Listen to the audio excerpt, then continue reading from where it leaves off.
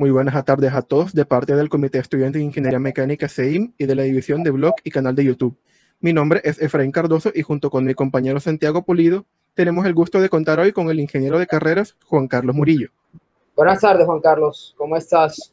Muchas gracias primero por darnos la oportunidad de tenerte aquí en esta entrevista con nosotros y pues sí, saber cómo te encuentras en este momento.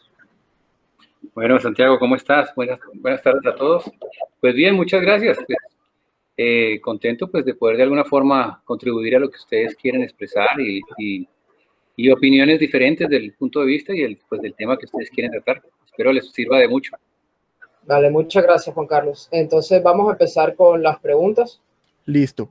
Bueno, conociendo que un papel importante de un ingeniero de carreras es conocer y desarrollar las estrategias de la carrera, empecemos por esa parte.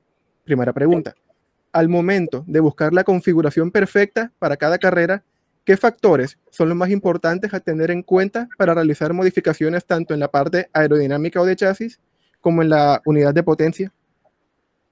Bueno, ok, sí. Indudablemente, pues, hay que tener muy en claro y por encima de todo que tú tienes que correr en diferentes pistas. Entonces, todas las preparaciones, el alistamiento, la puesta a punto es totalmente diferente de una pista a otra. Entonces, especificar qué es lo más importante para ti en una pista, creo que todo juega un papel importante. Indudablemente, bajo unos parámetros ya preestudiados, tener la experiencia de haber corrido en esa pista o tener unos cálculos aproximados de cómo es el comportamiento del carro. Tú lo que más buscas inicialmente es que tu motor rinda lo suficiente en las partes rectas, porque realmente es donde más tienes velocidad. Hay que buscar que las partes rectas tengan la mayor velocidad posible. Entonces hay un cálculo muy preciso sobre, primero, las relaciones de la caja que vas a usar y, segundo, la potencia que logras tener, pues partiendo de pues, los elementos que tienes montados en la máquina. Pues ya viene la segunda parte, que no deja de ser importante. No digo segunda porque deja de ser importante, es digamos, las velocidades finales que se logran y sobre todo las velocidades de curva. El tema de la aerodinámica es un tema tan amplio que todo el mundo lo aplica de una u otra forma, pero finalmente lo que buscas es que tengas suficiente presión de la carrocería sobre el piso. O sea, hablemos en general, es como un aumento de peso de la carga del vehículo para que en las curvas pueda ir muchísimo más rápido, ¿ok? Ahora, todo en contra de la velocidad en la recta. Entonces, es un balance entre lograr una muy buena velocidad en la recta, pero sin perder velocidad en las curvas. Entonces, a veces hay que sacrificar una de las dos. Entonces, entras a buscar también el tipo de curvas que usas, la velocidad en las curvas. Entonces, fíjate que ya volvemos otra vez. Esas son las condiciones iniciales, pero también dependiendo de eso, también te van a variar un poco las condiciones de tu relación de la caja, por ejemplo. Y eso que partiste de una primicia, de un cálculo muy preciso de cómo era. Cuando pones aerodinámica o pones carga sobre el vehículo, te cambian también las condiciones. Entonces, fíjate que es una variación totalmente. Tú no tienes un carro listo, así lleves 2, 3 semanas alistándolo y poniéndolo a punto. Cuando vas a la pista, las condiciones te cambian mucho. Ahora, y tienes un factor, o bueno, yo diría que 2 factores importantes, es también las condiciones del piloto, que sea lo suficientemente, digamos, claro y preciso y esté muy bien concentrado para llevar el carro exactamente al límite donde uno quiere ir, porque finalmente uno busca el límite. Y el otro factor también que te juega un papel que a veces es muy traicionero y es el tipo de llantas que usas. Eso también se vuelve un poquito, pienso que tú puedes tener muchas cosas favorables, pero si todo lo pones donde realmente va a andar el carro, ya va a ser donde va a generar potencia, a donde la vas a mandar al piso y en las curvas se agarre, las llantas juegan un papel. Yo pienso que el 50% de todo lo que viene montado. Entonces fíjate que llegamos a todos, ¿no? A todos los puntos. Eso en una pista y en otra te cambian las condiciones. Entonces son 5 o 6 factores donde todo el tiempo tienes que estarlas cambiando. Y estoy seguro que puedes llegar al momento de la carrera y todavía no es definido que hay que cambiar, porque cambia mucho. Ahora, tienes un factor extra que es terrible cuando te cambian las condiciones del clima. Ahí estamos. Vuelves a empezar. ¿Ok? Estoy totalmente de acuerdo. Básicamente es una prueba de tanteo entre lo que le gusta al piloto, el paso por curva, la velocidad a punta y tanto los tipos de compuestos, las diferentes configuraciones para lograr optimizar el auto dependiendo de de cada circuito y de cada situación. Pero ahora, teniendo en cuenta que los apartados como que más generales de todo lo que nos dijo o lo que uno más se suele preguntar es, ¿cuál es más viable para optimizar? ¿El rendimiento del motor o la aerodinámica? Sabiendo que pues depende del circuito, pero en maneras generales, como que, ¿cuál se debe editar primero, por así decirlo? ¿El motor o la aerodinámica? Yo pienso que tiene no un valor muy alto, pero sí importante es la aerodinámica. La puesta a punto de la suspensión va directamente atada a la aerodinámica, porque si tienes una suspensión bien desarrollada, pero la aerodinámica te da un porcentaje muy grande a la tenida. El motor, pues, sin dejar de ser importante, pues tiene que tener la potencia suficiente para mover toda esa carga que está recibiendo. Pero sí creo que hay mayor importancia en la velocidad de curva más que en la velocidad recta. Sí, total, por eso dicen que un Fórmula 1 es el auto más rápido del mundo, porque su paso por curva y su tiempo de frenada es extremo a comparación de otras categorías, y todo eso lo logra gracias a pues su carga aerodinámica también tan increíblemente alta, en apoyo de pues su motor y todas sus llantas que también tienen diferentes compuestos, son más grandes y pues apoyan a todo ese tipo de circunstancias. No solamente eso, tú lo ves lo fácil que es hacer una pista rápida, pero cuando ellos entran en temas de curvas tan lentas, es lo más complicado de cuadrar, porque no tienes presión atmosférica, no tienes aire sobre toda la aerodinámica, entonces se vuelve absolutamente impredecible el comportamiento. Y eso es lo más difícil. En velocidad, pues tienes muchos elementos que te están ayudando, pero en velocidades, en curvas lentas, es muy difícil. Sí, total, hay que configurar tanto alerones delanteros, traseros, que efecto suelo, todo eso. Pero ahora, mirando otra parte importante de las carreras. Es bien conocido que el tiempo de un auto, pues en los pits, influye bastante en el desempeño de la carrera. ¿Qué estrategias pueden ser utilizadas para optimizar este tiempo? Hombre, yo creo que es un tema ya de organización del equipo. Lógico que ya en esta época tú tienes mucha información de telemetría sobre un vehículo donde tú ya sabes perfectamente cómo viene comportándose. Hasta puedes llegar a saber exactamente si es problema del vehículo o hay un problema de manejo. Todo lo puedes analizar. Entonces ya el tema de la organización es saber específicamente quién se encarga de cada elemento que tenemos montado en el carro, como la puesta a punto, como la puesta a punto del motor, como el tema de cómo se está apoyando bien las llantas, la temperatura que está alcanzando las llantas, el comportamiento como le digo yo a muchos, a veces uno necesita cierta inestabilidad en un chasis para que realmente cruce. No todo es ir como pegado en un riel, realmente no es lo más importante. A veces es necesario que pierda adherencia en ciertas partes, pues para que pueda cruzar. Entonces, todos esos elementos pienso que hay personas específicas para que traten cada cosa, porque cuando entra un pit a hacer un cambio o a hacer un chequeo o a hacer una revisión, pues hombre, no dos o tres personas son capaces de cambiar todo. Creo que es una conexión entre muchos, ¿no? Entonces el tiempo a veces es tan corto en la puesta a punto que es mejor siempre uno tener personas especializadas en cada punto, el tipo que sabe que me mueve el alerón, y yo simplemente doy la información, tenemos este problema de la carga, revisemos antes esto a ver si la carga, no la carga, entonces puede ser un tema de alineación o algún tema mecánico. Fíjate que a veces en Fórmula 1 o en la misma Indy, donde corren chasis de ese tipo, que son hechos para eso, hay momentos donde se generan problemas y entra el carro a pits y absolutamente nadie sabe qué hacer. Todos los 15 tipos que están encima no tienen ni idea qué hacer porque no se ha definido qué pasa. Entonces nadie puede tocar nada porque no saben absolutamente qué hacer. Entonces son momentos en que debe ser como tensionante para un equipo, tantas cabezas tratando de ayudar el tema y no saben finalmente cuál es el problema. Terminan guardándolo y punto, porque realmente no saben qué es. No, sí, totalmente. El equipo es muy importante y que haya cada experto en cada área que uno puede ver en varias categorías, como en la Fórmula 1 con una parada en pits ya 3 segundos ya se está volviendo una parada lenta. Ya los promedios están en 2 segundos y medio para abajo y son como más de 20 personas. Puede indicar que son menos personas, pero todos están relacionados tanto en los turismos o las carreras de resistencia, que ahí sí ya juega un papel hasta más importante porque son carreras largas y todo eso a la larga pues va sumando, aparte de perder tiempo, de lograr que el auto llegue al final. Entonces es bastante importante, como decía usted. Sí, claro, ya. Fíjate que entramos en otro tema un poquito más amplio y es cuánto dura la carrera. Si es un sprint de mucha velocidad o si es un tema de duración, entonces ya las cosas son tomadas con más calma, indudablemente, sin perder tiempo. Pero ya entonces son dos temas muy diferentes. Y por consiguiente también la puesta a punto, porque ya estamos hablando de mucho más tiempo en la pista, tanque de combustible lleno, el comportamiento es otra cosa.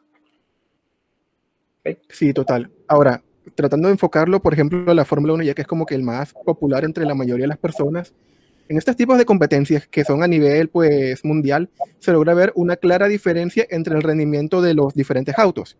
¿A qué se debe esto? Hombre, son muchos factores. Yo creo que en ese punto está tan sofisticada la tecnología. O sea, yo pienso que todos tienen los análisis de inmediato sobre un computador y saben cómo se está comportando. Pero ese tipo, digamos, en especial la Fórmula 1, son muy precisos en un cierto reglamento que puedes tener ciertas cosas que están permitidas, como otras que pueden ser libres. Pero muchos de los equipos han desarrollado más que otros, es porque se han dedicado, como te digo, está tan avanzado todo, que ya se han dedicado no solamente a buscar cosas nuevas, sino de pronto a corregir lo malo que tienen ciertas ventajas que tiene un equipo, por decir algo. Tienen un desarrollo en el comportamiento del motor, en el turbo, por ejemplo. Entonces, todo el mundo sabe que el turbo funciona de una forma. Entonces, cierta marca se dedicó a corregir cuál es el problema del turbo en ciertas ocasiones. Pues genera esto y esto y esto. ¿Qué hicieron? Trabajaron por ese porcentaje que puede ser muy pequeño del problema de los turbos, que pueden ser muy eficientes, pero ciertas cosas que son ineficientes. Trabajaron en esa ineficiencia. ¿Y qué lograron? Pues el mismo turbo con las mismas cosas, pero corrigieron lo ineficiente. Entonces fíjate que la ganancia puede ser muy pequeña, pero una carrera de 60 vueltas, después de determinadas vueltas, tienen la ventaja sobre todos mucho más avanzadas porque corrigieron algo que todo el mundo cree que, bueno, eso es una desventaja que le pasa al turbo cuando ya ha pasado 20 vueltas, entonces todos vamos a tenerlo. Esas marcas específicas trabajaron en ese porcentaje donde debemos eliminar ese problema que todo nos da. Entonces, superan a los demás, es así de fácil. No es que tengan mayores cosas y mayor tecnología, no. Trabajaron en las cosas que se generan de los errores que todos tenemos montado. Entonces, ellos corrigieron eso y se ganaron ese pequeño porcentaje por encima de los demás. Esa es la realidad. Bueno, sí, básicamente es tratar de optimizar cada parte lo mejor posible, analizar los resultados tuyos comparado con los de los otros. Y ahora bien, eso me lleva a la última pregunta de este tema de estrategias. A partir de las normas de la competición y o categoría, ¿es mejor llegar al límite de lo permitido por el reglamento o tener una postura más conservadora al momento de preparar el auto con nuevas piezas? Yo creo que tú estás en una competencia y no puedes restringirte tener el total de los elementos para ser igual o más rápido que todos. Entonces, creo que no, en ese sentido uno no puede, digamos, privarse de tener lo permitido. Ahora, que tú manejes un sistema de estrategia para lograr durante el tiempo de la carrera cómo yo puedo hacer que no se me vuelva crítico el límite que tengo mis cosas, sino las manejo. O sea, tengo momentos de presionar el carro, utilizarlo, momentos donde reduzco mi velocidad, lo cuido, enfrío las llantas, menos maltrato el motor, dejo que él se recupere, digámosle así, y vuelvo y aprieto. Entonces se me vuelve una estrategia dentro de las 60 vueltas donde yo cambio la forma de manejo y mantengo estable todo el comportamiento. A diferencia que salgo desde la vuelta 1 hasta la última a todo dar, pues siempre con la duda de que sí aguantarán las partes. Pero en cuanto al reglamento, yo pienso que uno tiene que utilizar completamente todo, claro que sí. Uno no puede dejar nada regalado porque sería el colmo. Más bien es preferible tener mucho y de pronto administrarlo mejor, que en el momento que tú tengas una ventaja sin tener que haber utilizado todo, pues tenés un as bajo la manga donde yo puedo sacar algo adicional más para terminar la carrera mucho más adelante que todos, ¿no? Pues sí, todo es una administración de los componentes y pues el reglamento es por algo, tú puedes seguirlo, pero tienes que, como ingenieros hay que llevarlo al máximo. Y así, sí, administrando las cosas, se obtienen las ventajas y se logra ganar la competencia. Y listo, entonces ahora entraremos a la parte de motores y eficiencias con mi compañero Santiago. Ok, gracias. Bueno, Juanca, primero, pues para hacerte una pregunta más como de antes de la competencia, sería ¿cuáles son los factores más determinantes en el diseño y la fabricación de los motores de autos de carrera? Pues ya teniendo en cuenta de que estos motores siempre están funcionando a altas revoluciones y la probabilidad de daño y de desgaste es mucho más alta que la de un auto normal que va por las calles todos los días. Ok, bueno, eso yo creo que es el punto inicial y es el más importante. Hay un diseño y una fabricación de motores bajo unos parámetros físicos y geométricos internos que tienen un comportamiento importantísimo. O sea, el diseño del motor te puede generar mucho más potencia unos que otros. No todos los motores son iguales, a sabiendas que tengan, digamos, la misma cilindrada, sea una categoría de 2000 centímetros cúbicos. Tú tienes diferentes fabricantes de motores, por consiguiente, uno, hay que buscar su geometría interna sea favorable para lo que buscas. Si son competencias, como te digo, de mucha potencia, entonces tienes que tener unas características específicas de un motor que te dé potencia. Si tienes un motor que está diseñado para mucho torque, con seguridad nunca vas a lograr mucha potencia, porque geométricamente está diseñado para generar torque y no potencia. Entonces puedes utilizar los elementos más finos, más costosos, pero el movimiento, toda esa parte física de movimiento dentro del motor no es favorable para potencia. Entonces, empezando por eso, ¿qué es lo que buscas? Que habrá carreras de mucho torque, entonces vas a ser favorable con un motor de mucho torque. Como hay carreras que son de mucha velocidad, donde necesitas mucha potencia, pues la potencia pues prima en eso. Pero realmente es el diseño del motor, primero que todo. Ahora, en cuanto a pesos, lo hablábamos anteriormente, aerodinámica, ese tipo de cosas, los materiales, los motores de aluminio pues tendrán ventaja por encima de los motores de hierro, y todas las partes. Indudablemente hay muchas fábricas de partes para competencia cuando ya estamos pensando en subir el motor a un régimen de vueltas que no lo hace un vehículo de calle. Entonces necesitamos unos materiales bastante resistentes. Y volvemos a lo mismo, todo es un estudio de cada parte. ¿El bloque será capaz de soportarme ese número de revoluciones? Como un cuerpo. ¿Será que mi bomba de aceite es capaz de llenarme el aceite que necesito de esas revoluciones? Entonces, ¿hasta dónde tengo que ir cambiando piezas? Y hasta dónde tengo que conservarlas. Todo también, probablemente bajo los parámetros de una categoría. Hay categorías que no te permiten cambiar muchas cosas y usar las mismas. Como otras categorías, haga lo que quiera con el motor. Entonces ya hay que recurrir a partes que están ya preestudiadas pues, para soportar todas las cargas y los excesos. Indudablemente todo prima también donde tiene un valor, ¿no? Todo es costoso. Cuando son demasiado finos, pues los costos son bastante altos. Claro, Juanca, y eso me lleva pues a pensar de que hay diferentes tipos de categorías. Hay categorías donde el motor reglamentario es, por ejemplo, en Australia, creo que tú me comentabas, había una categoría que solamente es V8 y, por ejemplo, Fórmula 1 se corre ahora mismo con un V6 híbrido. Y lo que comentabas a lo último me lleva a la siguiente pregunta y es, aparte, bueno, se sabe que los motores de hierro actualmente no son tan populares y se usan más los de aluminio. Pero aparte de esto, ¿qué tipos de materiales son los más usados para la creación de los motores hoy en día? No, básicamente son los dos.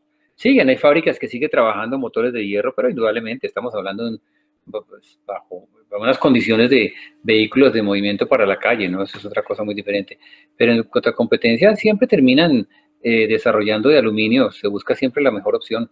El peso en un vehículo es importante, sobre todo que es donde lleves el motor, ya vas a tener más peso, indudablemente. Y si yo logro bajarlo de alguna forma con material de aluminio, pues, hombre, yo pienso que pues ya empieza a ser una ventaja. Claro. Y bueno, se sabe que en una carrera el motor es una de las partes del auto que más sufre. Pero dentro del motor, ¿qué tipos de piezas son las que más sufren en una carrera al llevarlo al límite?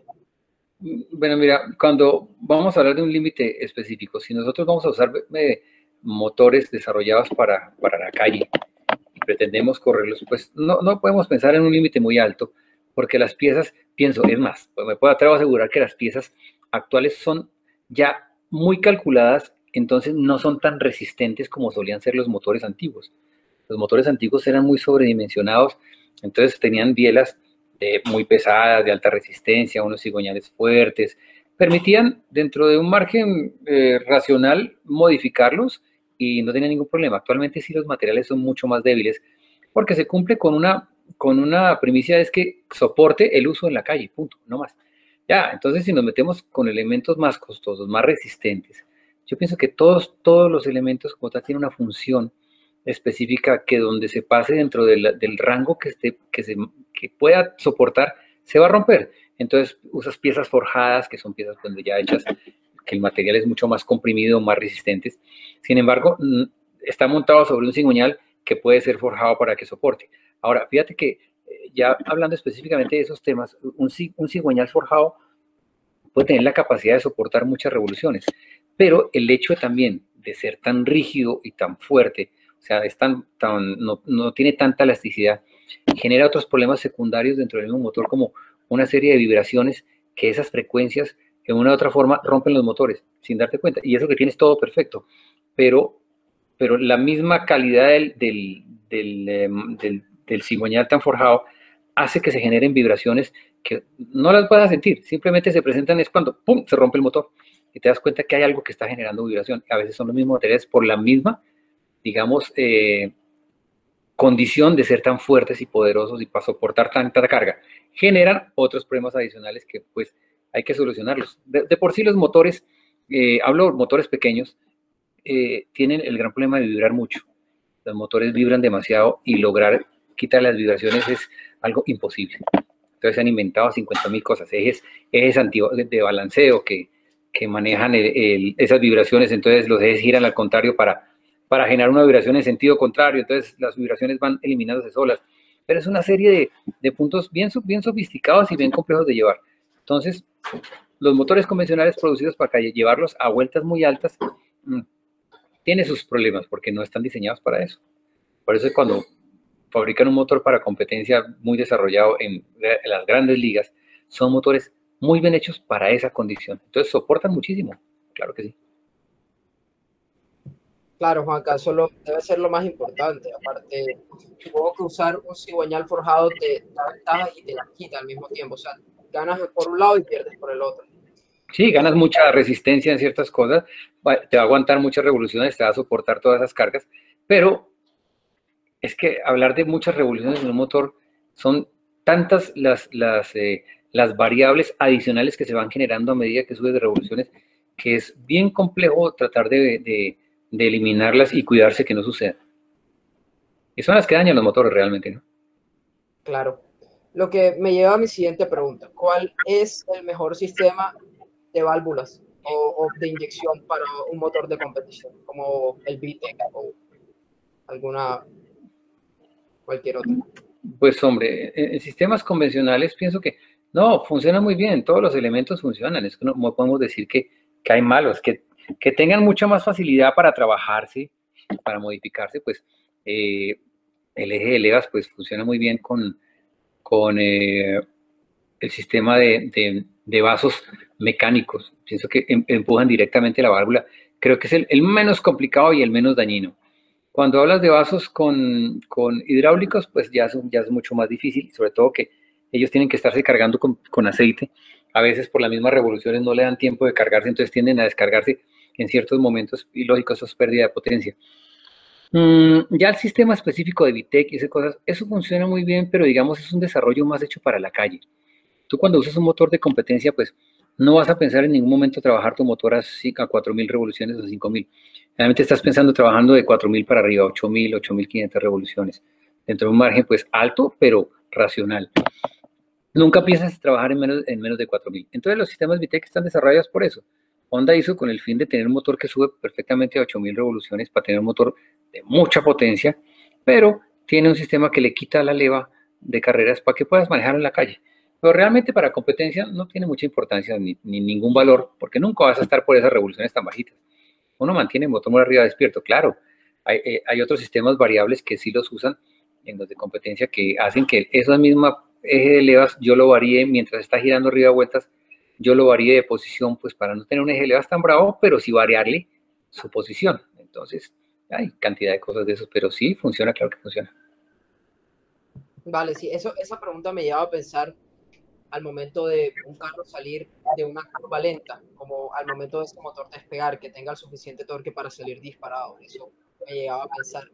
Y me lleva a la siguiente pregunta, que es algo más como qué tipo de trucos legales, y cuando digo legales me refiero a dentro del reglamento de competencia, se le pueden hacer o se han hecho en su experiencia, visto que se le pueden hacer a un motor para obtener mayor rendimiento. Pues yo le enfocaría más a lo que estabas diciendo anteriormente. ¿Cómo yo logro que mi motor teniendo una potencia muy alta? Generalmente la potencia, entre más la subo yo, más sacrifico mi torque se vuelve mucho más arriba. Entonces son motores que tienen mucha potencia. Realmente la potencia directamente afectada es por las revoluciones. La potencia realmente es cuántas revoluciones doy más, tengo más potencia. Entonces, si vamos en ese sentido, cuando yo bajo de revoluciones, ahí no tengo potencia, pero busco tener mucho torque. Entonces, cuando tengo demasiadas vueltas en mi motor para lograr mucha potencia, tengo que sacrificar una zona baja y tal vez media de torque, que es donde necesito que el motor salga muy rápido en caso de una curva lenta. Pero ya entra uno en unas condiciones donde saben que es un motor tan fuerte y tan agudo en su potencia, ya uno juegas con la relación de la caja. Entonces ya el tipo pues no tiene que salir en esta curva en segunda porque está a 5.000 revoluciones que el motor no responde muy bien. Pues hombre, pone primera, punto. Y ya hace que salga mucho más rápido. Indudablemente pues se vuelve un tema más cansón de estar uno mete y mete a cambios. En un carro convencional, claro está, ¿no? Porque ya cuando tienes una caja electrónica, pues eso no importa sino mover unos deditos y suficiente. Pero sí pienso que volvemos a lo mismo del principio. ¿Hasta cuánto, qué cantidad de revoluciones necesito yo en ciertas pistas? Hay pistas que no necesitan muchas revoluciones para caminar. Son pistas con rectas muy cortas que subir un motor a 8.500 vueltas, donde tú puedes ir tranquilamente a 7.800, acelerando mucho más que el que va a 8.500, por el tema del torque. Claro, Juanca. Y otra pregunta acerca de implementación de otro tipo de motores, como si se ha planteado la posibilidad en algunas categorías de usar motores que no sean tan dañinos para el ecosistema, que tengan menos emisiones, o eso no se ha hablado. Pues digamos en temas de, no sé, realmente no tengo una idea exacta, digamos, en vehículos de turismo. Realmente los de turismo pues están más promocionados pues a vender una marca, ¿no? Si hay una marca pues sale Peugeot, sale Honda, sale Hyundai con sus vehículos, pues lo que más le interesa para ellos es tratar de que la gente disfrute una carrera y que se enamore de su marca. Pienso que es la principal idea. Ya en cuanto a temas de carros específicamente hechos para competencia, como en Le Mans, como ese tipo de categorías que son chasis especiales, juegan a eso, a trabajar un poco en la parte de la tecnología y sobre todo de contaminación. Yo pienso que no piensan en que la contaminación no afecte, porque yo creo que no es el límite, al menos que haya un estudio previo de lo que usen, pero sí buscan que en esa transición de tener un motor híbrido donde trabaje en condiciones eléctricas y también con combustible, pues el hecho de que quememos combustible, pues estamos de alguna cosa generando menos contaminación y logrando unas potencias altas y lograr combinarlas con la parte electrónica, que cuando el carro frene, pues recupere la potencia para que sea mucho más rápido. Seguramente en esas categorías sí se trabaja muchísimo eso, pero yo pienso que la meta final es lograr muy buenas potencias y pues no creo que pues, sea lo más importante que ellos piensen que no sea contaminante. La verdad, no creo que no vayan hasta ese punto. Al menos que haya un control específico sobre eso, ¿no? Claro, y pienso que hasta ahora las regulaciones en cuanto a carreras no han sido tan estrictas en cuanto a contaminación. Y bueno, hablamos con unas preguntas de diseño por parte de Efraín. Cuéntame, Efraín. Listo. Ahora entrando más en la parte de diseño, lo que uno se imagina es como que la apariencia del carro, porque tiene esa forma. Uno también se llega a imaginar un Fórmula 1 desde los años 60 y 70 con Colin Chapman, cómo ha cambiado todo el diseño y la forma de esos carros cuando la aerodinámica cobró un papel mucho más importante hasta llegar a lo que es hoy en día. Lo cual me lleva a la siguiente pregunta. ¿Cuáles son los más recientes avances e ideas en materia de innovación para estos autos en la búsqueda de eficiencia y un diseño más aerodinámico?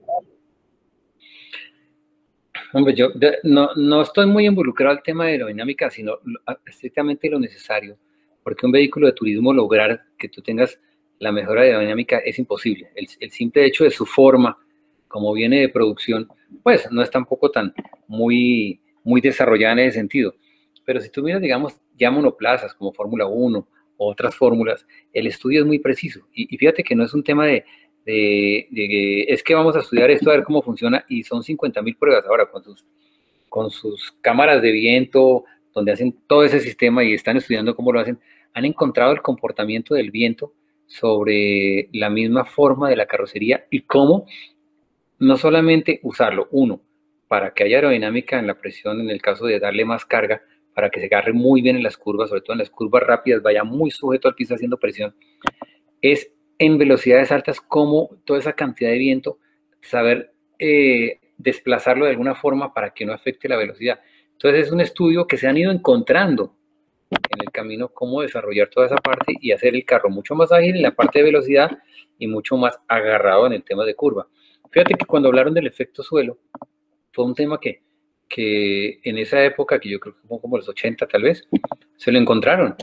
Alguien y se inventó eso y lo puso en un carro y cada vez que entraba a pits encontraban que lo que había puesto iba arrastrándose por el piso y decían, ¿pero qué pasó si eso se dio bien seguro? Volvieron, le pegaban y volvieron y salían. Se dieron cuenta que estaban generando una carga que hacía que el carro se sujetara supremamente al piso y era tanta la carga que desprendía los pendones de los lados, los ponía a arrastrarse contra los pisos. Entonces encontraron que el viento pues ayudaba de alguna forma a generar fuerza en el piso y el carro se tenía más. Entonces un desarrollo que se fueron encontrando. Ya pues con el tiempo pues de esos mismos desarrollos, lo que te decía al principio, se generaron unos defectos que a veces eran peligrosos. Yo creo que alguna vez vino una carrera en Le Mans donde los carros salían volando porque en ciertos momentos donde dejaban entrar el aire, entrar por debajo, pues se comportaba como un ala de un avión y el carro salía disparado. Entonces fueron mejorando la situación, prohibiendo ciertos desarrollos, porque así como era bueno para ciertas circunstancias, si el carro llegaba a brincar de alguna forma, se volvía absolutamente en manos del viento. Entonces todo ese desarrollo de aerodinámica se ha ido a base, yo pienso que un porcentaje alto en prueba y error. Lógico que ahora pues montan un carro en una cámara de viento y van analizando todo. Creo que hay gente tan supremamente experta en eso que solo hace eso. Es más, creo que ni se enteran cómo camina el carro ni cómo acelera. Simplemente para ellos es buscar que todo ese viento que usted está cortando, usarlo lo más positivo posible. Es un desarrollo muy bonito, pero de mucho estudio. Sí, total, el estudio que se ha hecho en eso es algo impresionante desde esa época antigua hasta ahora, lo cual me lleva a pensarme, si usted ve las carreras modernas, sobre todo en Fórmula 1, tanto las antiguas como las modernas, los autos botan chispas y tengo conocimiento de que los autos tienen una tabla de madera en la parte de abajo para medir la altura, pero esa fricción y esas chispas, que puede ser de esa tabla o de otra forma, afectan al rendimiento. Sí, claro, estoy seguro que sí. Y si tú te das cuenta, antes de partir, miras el carro y no se ve bajito, se ven inclusive altos, pero ya los ves en la pista con la misma carga aerodinámica tan fuerte, van arrastrándose. O sea, ya se vuelve un problema complejo la altura, porque se comprime demasiado. Ok, entonces ahora, mirando más la parte de materiales, teniendo el conocimiento histórico del McLaren MP41, que fue el primero en tener el chasis de fibra de carbono en la temporada 81 de Fórmula 1, y ha llegado hasta un punto donde ahora muchas competencias, aparte de los monoplazas, montan esos chasis de fibra de carbono, lo cual me lleva a la siguiente pregunta. ¿Podría ser la fibra de carbono reemplazada por algún otro material en el desarrollo del chasis? Hombre, no sé, creo que hay un desarrollo que están probando, pero no sé exactamente el material. La ventaja que tiene la fibra de carbono es que pues, es muy fácil de hacer, es bastante resistente, pero parece que sí han encontrado lo están usando en ciertas partes muy pequeñas porque no, pues, no, el estudio no ha sido muy avanzado, no recuerdo qué material es, pero estuve leyendo que sí era muchísimo mejor que la fibra de carbono. Ahora, a veces piezas como carrocería o estructura donde va prácticamente montado el piloto, se usa de fibra de carbono, pero para ayudar a que tenga resistencia y soportar todo lo que cuelgan sobre eso, finalmente termina siendo un poco pesado. Entonces, lo que buscan es bajar muchísimo el peso. Entonces, más que resistencia, estoy seguro que con la fibra de carbono tiene una resistencia bastante alta, es lograr que pese mucho menos. Sí, estoy seguro que el desarrollo sigue haciéndose. Eso está claro. No, sí, total, la idea es buscar el desarrollo, tratar de investigar sobre nuevos materiales, nuevos compuestos, para tratar de buscar la mayor resistencia posible, siendo lo más ligero posible. Sí, Lo cual claro. me lleva a la siguiente pregunta de forma general, ya más general de diseño, no tanto materiales. ¿Qué tipo de cambios se han implementado en el diseño de los automóviles de carrera para mejorar su desempeño en la pista a lo largo de los años? No, bueno, ya está claro que es el material, pero pienso que han trabajado mucho en la forma. Tú mira un Fórmula 1 de los años 80, viniendo hacia acá, cómo ha cambiado la forma impresionante. Cuando se creía que todo debía ser lo más bajito, tú ves las narices mucho más altas, tú ves el piloto sentado más atrás, o a veces, y anteriormente lo veías más adelante, veas como el tipo ya no se ve casi entre el habitáculo, antes se veían, sobresalían. No, yo pienso que han ido jugando con todo eso y la investigación, claro que yo hablo que de los años 2000 hacia acá, el avance ha sido bastante grande. Pues ya no se parecen nada absolutamente. Indudablemente, adicionalmente, pues la facilidad de manejo, ¿no? Eso sí, ahí está claro. Ahora lo manejan muy fácil un chasis de esos, lo manejan demasiado fácil. Pues una competencia de los años 80, 90, era impresionante el trabajo de un piloto. Era realmente pilotos con una capacidad bárbara para llevar un carro a esos extremos, a unos límites que seguramente montas, las velocidades no eran tan altas o no eran tan riesgosas, pero si tú montas un tipo de esta época, seguramente le cuesta trabajo. El estado físico, la capacidad, la vibración, cómo se mueven, yo pienso que eran unas cargas impresionantes. Los tipos eran muy buenos, realmente que sí. Pero la tecnología es eso, mejorar todo de alguna forma para hacerlo más fácil de manejar, y básicamente todo lo están controlando desde los pits, todo lo analizan y le van diciendo al tipo, espiche el botoncito amarillo un poquito más, devuelvas en el botoncito verde un punto, y el tipo no hace sino obedecer. Realmente es lo que hace un piloto totalmente. Listo, y uno se pone a pensar con esto que usted está diciendo, que los pilotos dicen, no, la mayoría de gente que no conoce sobre el tema dice, no, conducir es fácil, pero realmente los pilotos son unos atletas de primera, tanto los actuales como los de antes, con esas fuerzas G tan impresionantes, las temperaturas que se alcanzan en pista. Y pues en cuanto a estos pilotos, realmente, ¿cómo se preparan para lograr pilotar estos autos con esa fuerza G y estas temperaturas tan elevadas? No, pues yo pienso que eso es lo que más trabajan. Manejo como tal, yo pienso que es como todo, tú aprendes a manejar, listo. Y tú aprendes a conducir un vehículo de competencia, lo aprendes porque aprendes a entender cómo debo yo tratar de acelerar lo más temprano posible. No entrar como un loco en una curva, no. Sencillamente cómo acomodo para acelerar mucho, lo más atrás posible. ¿Para qué? Para hacer que mi trayecto sea más largo y tenga yo mayor velocidad. Finalmente eso se termina aprendiendo. Pero ya un trabajo de un piloto de estos donde las fuerzas G son tan altas, donde los cambios de velocidad, de frenada, de aceleración, de cruce, que el cuerpo se acostumbre a eso, pienso que es lo más difícil. Físicamente, pues trabajan su cuello, trabajan sus brazos, la capacidad de soportar todo ese tiempo concentrados, haciendo lo mismo, sin perder un minuto de concentración ni un segundo, porque se pierde una carrera o bueno, se genera un accidente en los casos más graves. Lograr mantener la concentración durante todo el tiempo es una cosa bastante difícil, que mentalmente el trabajo es mucho más alto que el físico. Son muy profesionales, indudablemente. Sí, estoy totalmente de acuerdo con usted, porque el piloto tiene que correr a 300 kilómetros por hora, aguantar la temperatura, las fuerzas G, escuchar al equipo, mover, como usted contó, que si tiene que presionar un botón, presionarlo tantas veces, eso mientras va corriendo y mientras lo intentan adelantar. Es un trabajo físico impresionante y un trabajo mental aún más exigente todavía para los pilotos. Y ahora bien, mirando esa relación de tanto los pilotos como los autos y todos estos desarrollos, todas estas pruebas, se sabe que la Fórmula 1 básicamente es un laboratorio para probar las nuevas cosas que dentro de unos años posiblemente lleguen a los autos de calle. Lo cual me lleva a la siguiente pregunta. ¿Qué porcentaje de la tecnología desarrollada en estas carreras pasa a uso comercial de los autos de calle? Bueno, no me atrevería a que sea un porcentaje demasiado alto, la verdad, porque todo lo que manejan ahí es en vía de lograr la mayor velocidad posible y la mayor agilidad del vehículo. Que haya ciertas cosas que son tan importantes, a veces no, porque tú la comodidad no la tienes, entonces no creo que se busque tener confort. A ver si logramos con las prácticas, hacemos en este carro confort. No, seguramente que no. Pero, por ejemplo, en la parte electrónica, bueno, puede ser un papel importante, cómo pueden manejar muchos parámetros del vehículo y manejarlos electrónicamente. Bueno, puede ser algo. En general, pienso que todo lo que puedan desarrollar ahí es un tema no tan importante.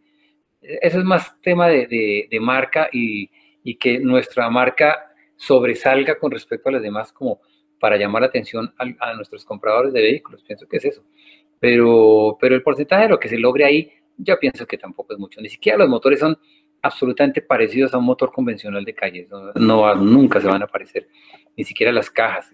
Pero te digo que de pronto la parte electrónica, pues por el desarrollo que hacen y lo digamos, que electrónicamente reaccione muy rápido. Que tú le des una señal a un comportamiento que él sea capaz de hacer la solución muy rápida. Fíjate, por ejemplo, las cajas automáticas. Una caja automática vieja, tú metías los cambios y tenías que esperar que ella resolviera el cambio y se demoraba en coger. Y a medida que fue pasando el tiempo, las cajas ya hacen los cambios muy rápidos, como si tú los hicieras manualmente. Entonces, cada vez son mucho más rápidos los puestos, no tienes tanta espera ni tanto margen de error, él va corrigiendo. Entonces, electrónicamente ya lee mucho más fácil la caja. Pueden ser factores importantes, por ejemplo, en un vehículo de calle, cómo lograban que las cajas hagan los cambios rápido, así sean electrónicas, que tú puedas responder ante eso. Ahora, es más, si te equivocas, ella no te mete el cambio porque te lo corrige. Eso sí pienso que la tecnología, la parte electrónica sí se incluye muchísimo en los vehículos de calle, pero el resto de cosas pienso que no. Entonces, si hablamos de porcentaje, podría decir yo que por ahí el 30% de lo que se desarrolla se logra utilizar en los vehículos de calle.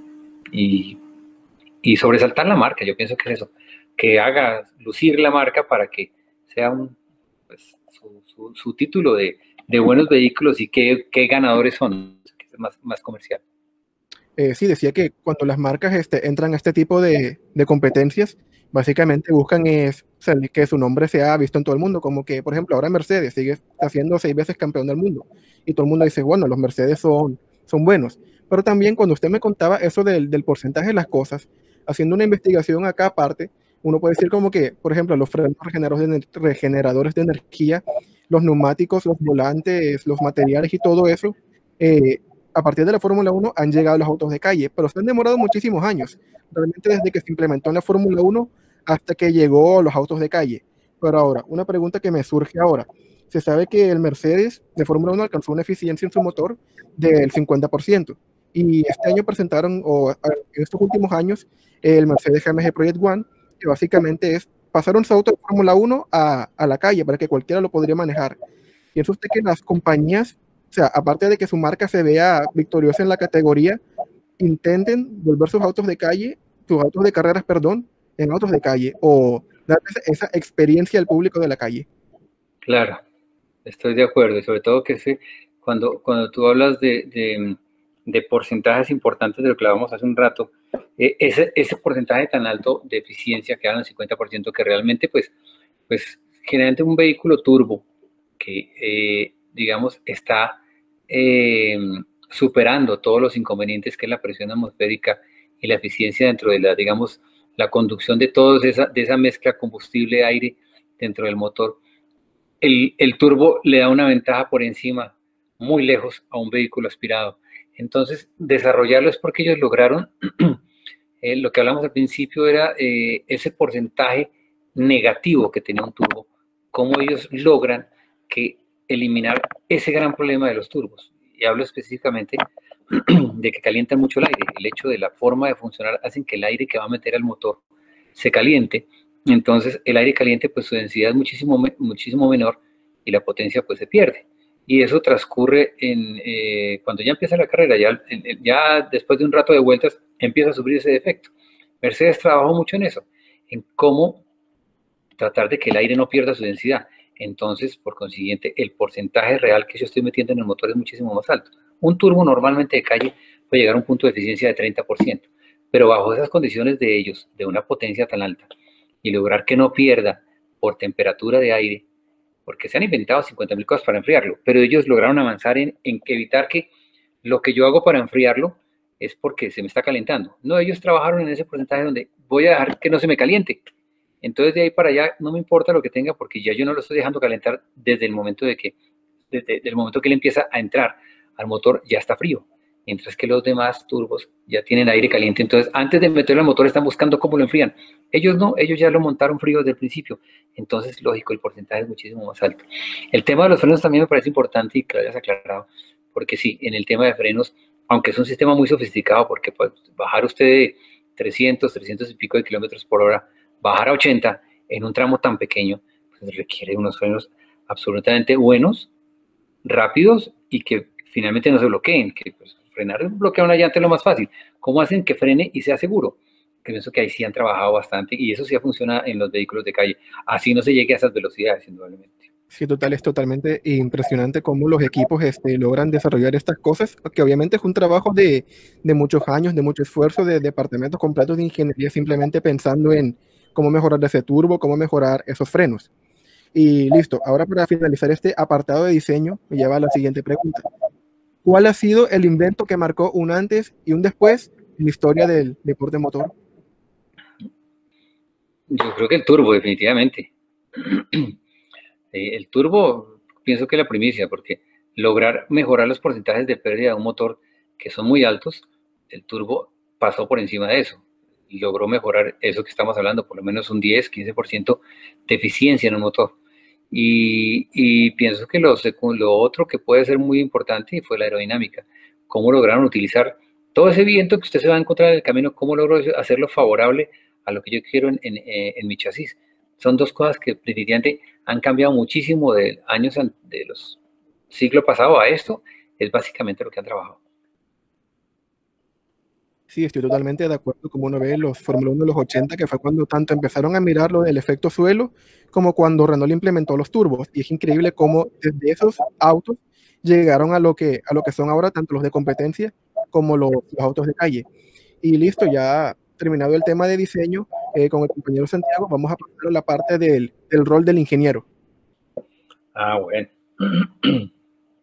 Bueno, Juanca, ahora son más que todo unas preguntas de cómo se desenvuelve un ingeniero en cuanto a, en cuanto a su trabajo en el paddock, en cuanto a qué hace con el carro, cómo piensa. Entonces, la primera pregunta sería, ¿con qué habilidades debe contar un ingeniero para desenvolverse mejor en este campo?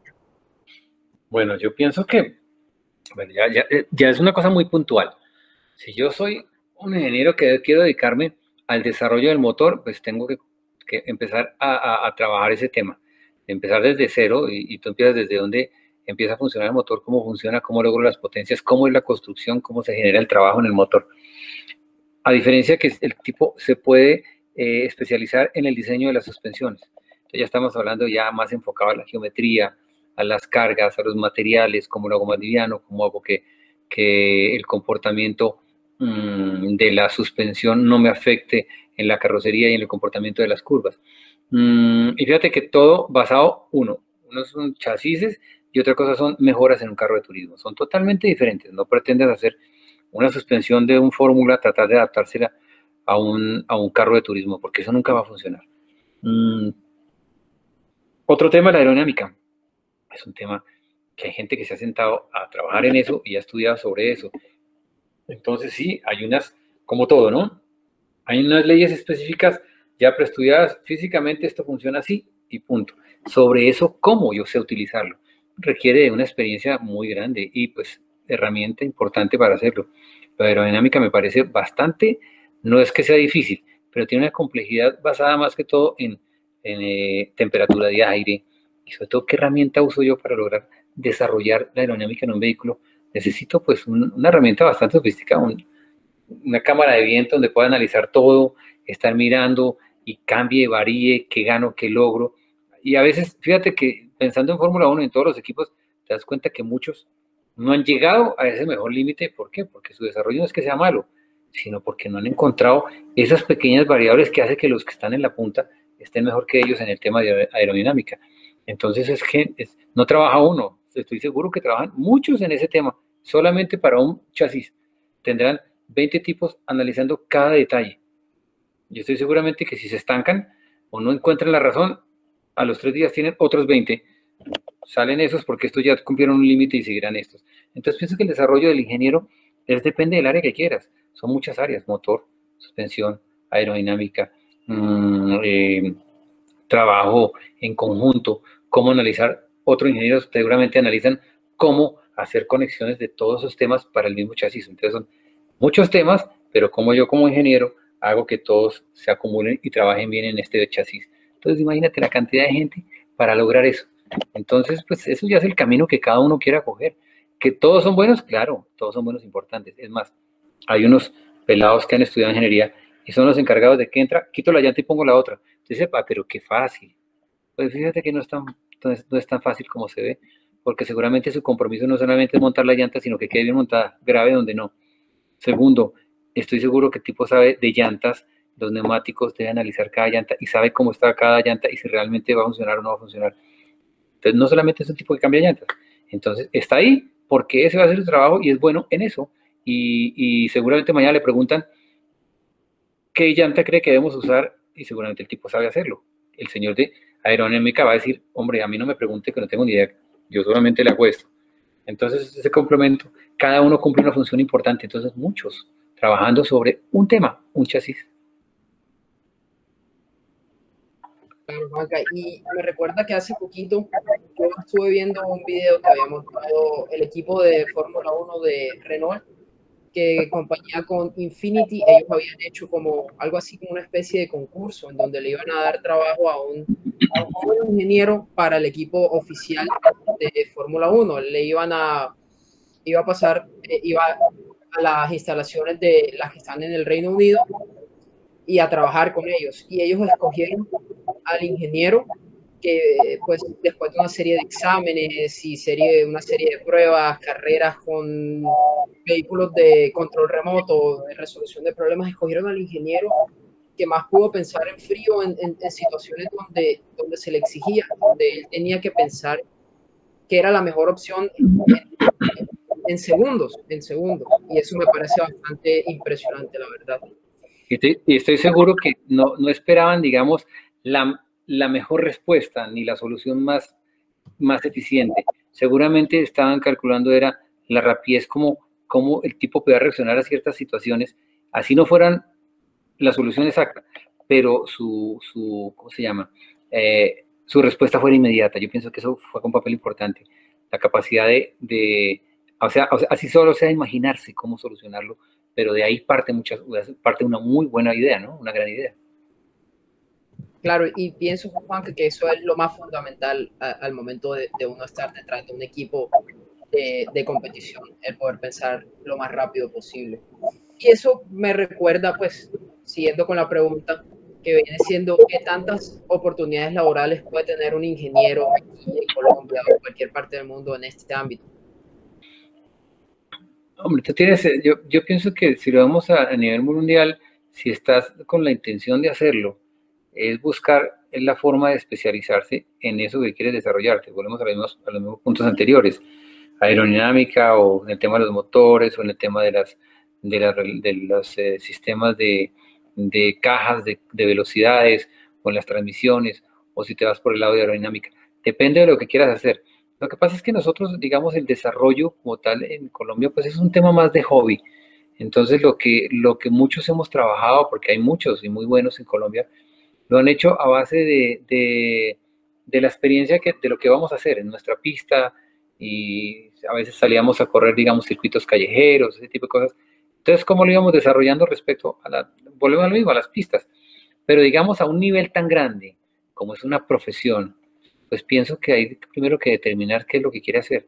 Y estoy seguramente que sí hay cabida para eso. Bueno, lo que pasa es que estamos en un tema donde, pues, se ha frenado mucho desarrollo y mucha, digamos, los deportes como tal se han venido afectados con este tema.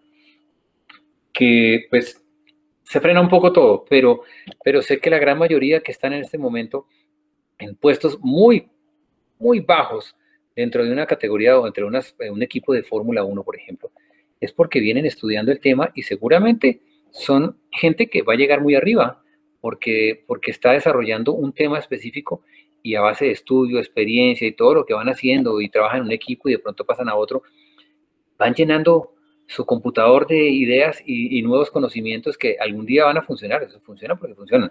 A veces no es el que más tenga conocimientos, sino el que tenga, los pocos que tenga, los tenga muy sólidos y muy fuertes. A veces hay conocimientos muy pequeños y muy simples, pero es suficientemente buenos para corregir un error que a veces con tanto desarrollo se olvida de ese pequeño detalle. Y ese detalle puede solucionar un problema que pensaban que, carajo, esa vaina no se nos había ocurrido y era lo más simple. Fíjate, no es el que más sepa, sino el que tenga, lo poco que sepa, lo tenga muy claro y muy sólido. Eso que también tiene un papel importante, estar en esa posición, ¿no? Pero todo es como te digo, tienes que desarrollarlo, ir trabajando en eso, y como cualquier estudio.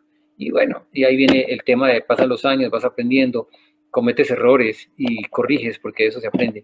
Y ya después empiezas con el pelo blanco y ya te creen más, yo creo, ¿no? Eso también funciona. Sí, claro, Juan, que eso es lo que yo pienso que es más importante, sobre todo la resolución de problemas en tiempo rápido y pues especificar tus conocimientos a cierta área del vehículo en donde no seas bueno, sino que seas el mejor. Eso es lo que pienso que es lo más importante.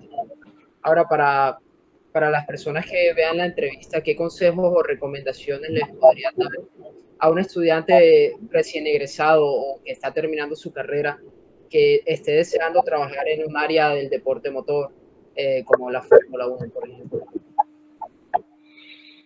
Bueno, yo pienso que como todo lo hicimos y lo iniciamos de alguna forma, fue enamorarnos de lo que queremos hacer. Pienso que si somos absolutamente apasionados por lo que queremos hacer y porque lo que decidimos vamos a hacer más adelante, pues ese amor por lo que se quiere hacer te pone en el camino de ir leyendo. Cuando tú menos te das cuenta, vives llenándote de información porque te llama la atención, porque te gusta mucho. Entonces, en este tema ahora con Internet, en este nivel donde está, puedes leer tanta información y aprender tanto que vas enfocándote. Yo no estoy refiriendo a que toda la información sea real, pero tú logras encontrar el camino. Entonces, en el campo que tú quieras desarrollarte y lo sientes en el corazón, realmente te enamoras de lo que quieres hacer, puedes llegar a ser muy bueno, pero indudablemente requiere sacrificio, y el sacrificio básicamente es, uno lee mucho, estudia, de pronto ve que sale un libro de determinada cosa, hombre, uno lo compra y lo lee, así de pronto no lee sin una pequeña información, pero todas esas cosas van llenando esa canasta de sabiduría, donde realmente eso es lo que finalmente van a valorar de ti. Mañana eres valorado por eso, puede que no sea mucho, pero sea lo suficiente para tu capacidad y eres bueno en eso. Como vuelvo y lo digo, este señor cambia la llanta, pues cambiaron la llanta, no creas, para llegar ahí el tipo ha hecho muchas cosas para hacer eso y seguramente su meta va a ser más que cambiar una llanta, va a ser mucho más arriba, pero eso es un paso muy grande para esa persona. Entonces, el desarrollo de lo que uno quiere hacer en este campo, digamos, de la mecánica, del automovilismo, de ser un ingeniero donde desarrolle cosas nuevas, siempre va a haber cabida para todos, pero parte de que uno lo quiera hacer. No que yo me voy a meter porque no tengo nada que hacer o será chévere. No, yo pienso que nace eso, que es innato, que es enamorarse de eso que quieres hacer. Específicamente de los motores o de la aerodinámica o de la mecánica general del vehículo, pero siéntanlo en el corazón y enamórense de eso, que el éxito uno lo va encontrando. No es tan fácil, pero es satisfactorio irlo aplicando. En la medida de lo que uno va aprendiendo, lo va aplicando. Mañana hay alguien mejor que uno, claro que lo hay. No importa, de ese se aprende. Entonces, ya en cierto tiempo vas a ser mejor que ese o vas a estar igual que él. Y ahí vas aprendiendo. Ese es un desarrollo personal en todas las profesiones. Y en este tema lo lindo es que hay mucha gente importante. Y ahora, un tema, el día que llegues a ser esa persona muy importante, muy buena y sabes del tema mucho, compártelo con los demás. Ahí está el verdadero valor de aprender mucho. Porque ¿qué sacas muriéndote con todos tus conocimientos? Simplemente vas a ser un cadáver más enterrado con todo a alguien que trae atrás una cola de gente que aprendió de él. Eso tiene más significado, estoy seguro que sí. Claro que sí, Juan. Y aparte, es un trabajo que no suena a que uno haga por descarte. No puedo imaginarme un ingeniero trabajando en un equipo de competición que no le guste. Es algo que suena muy de pasión y de estar todo el tiempo envuelto en este tipo de ámbitos, de verdad. Sobre todo que hay una cosa que hay que ser muy inteligente y es hacer muy receptivo, porque a veces tú llegas a un punto de, digamos, conocimiento en cierta área que puedes caer, digamos, en el pecado de creer que estás suficientemente informado de todo y que ese es el camino. Entonces hay que ser muy receptivo a ver otras posibilidades, porque a veces dice uno, encuentras que ves otros están mejorando, por otro lado decir, de pronto me funciona mejor lo que esta persona está haciendo. Entonces aplicas eso y puedes de pronto encontrar que es mejor esa forma de hacerlo que lo que tú lo venías haciendo. O que esa combinación de lo que yo he hecho más lo que aprendí con él pues voy a encontrar dos cosas que me van a dar otra más importante. Entonces, ser muy, muy receptivo también a los demás. Uno tiene que aprender a observar.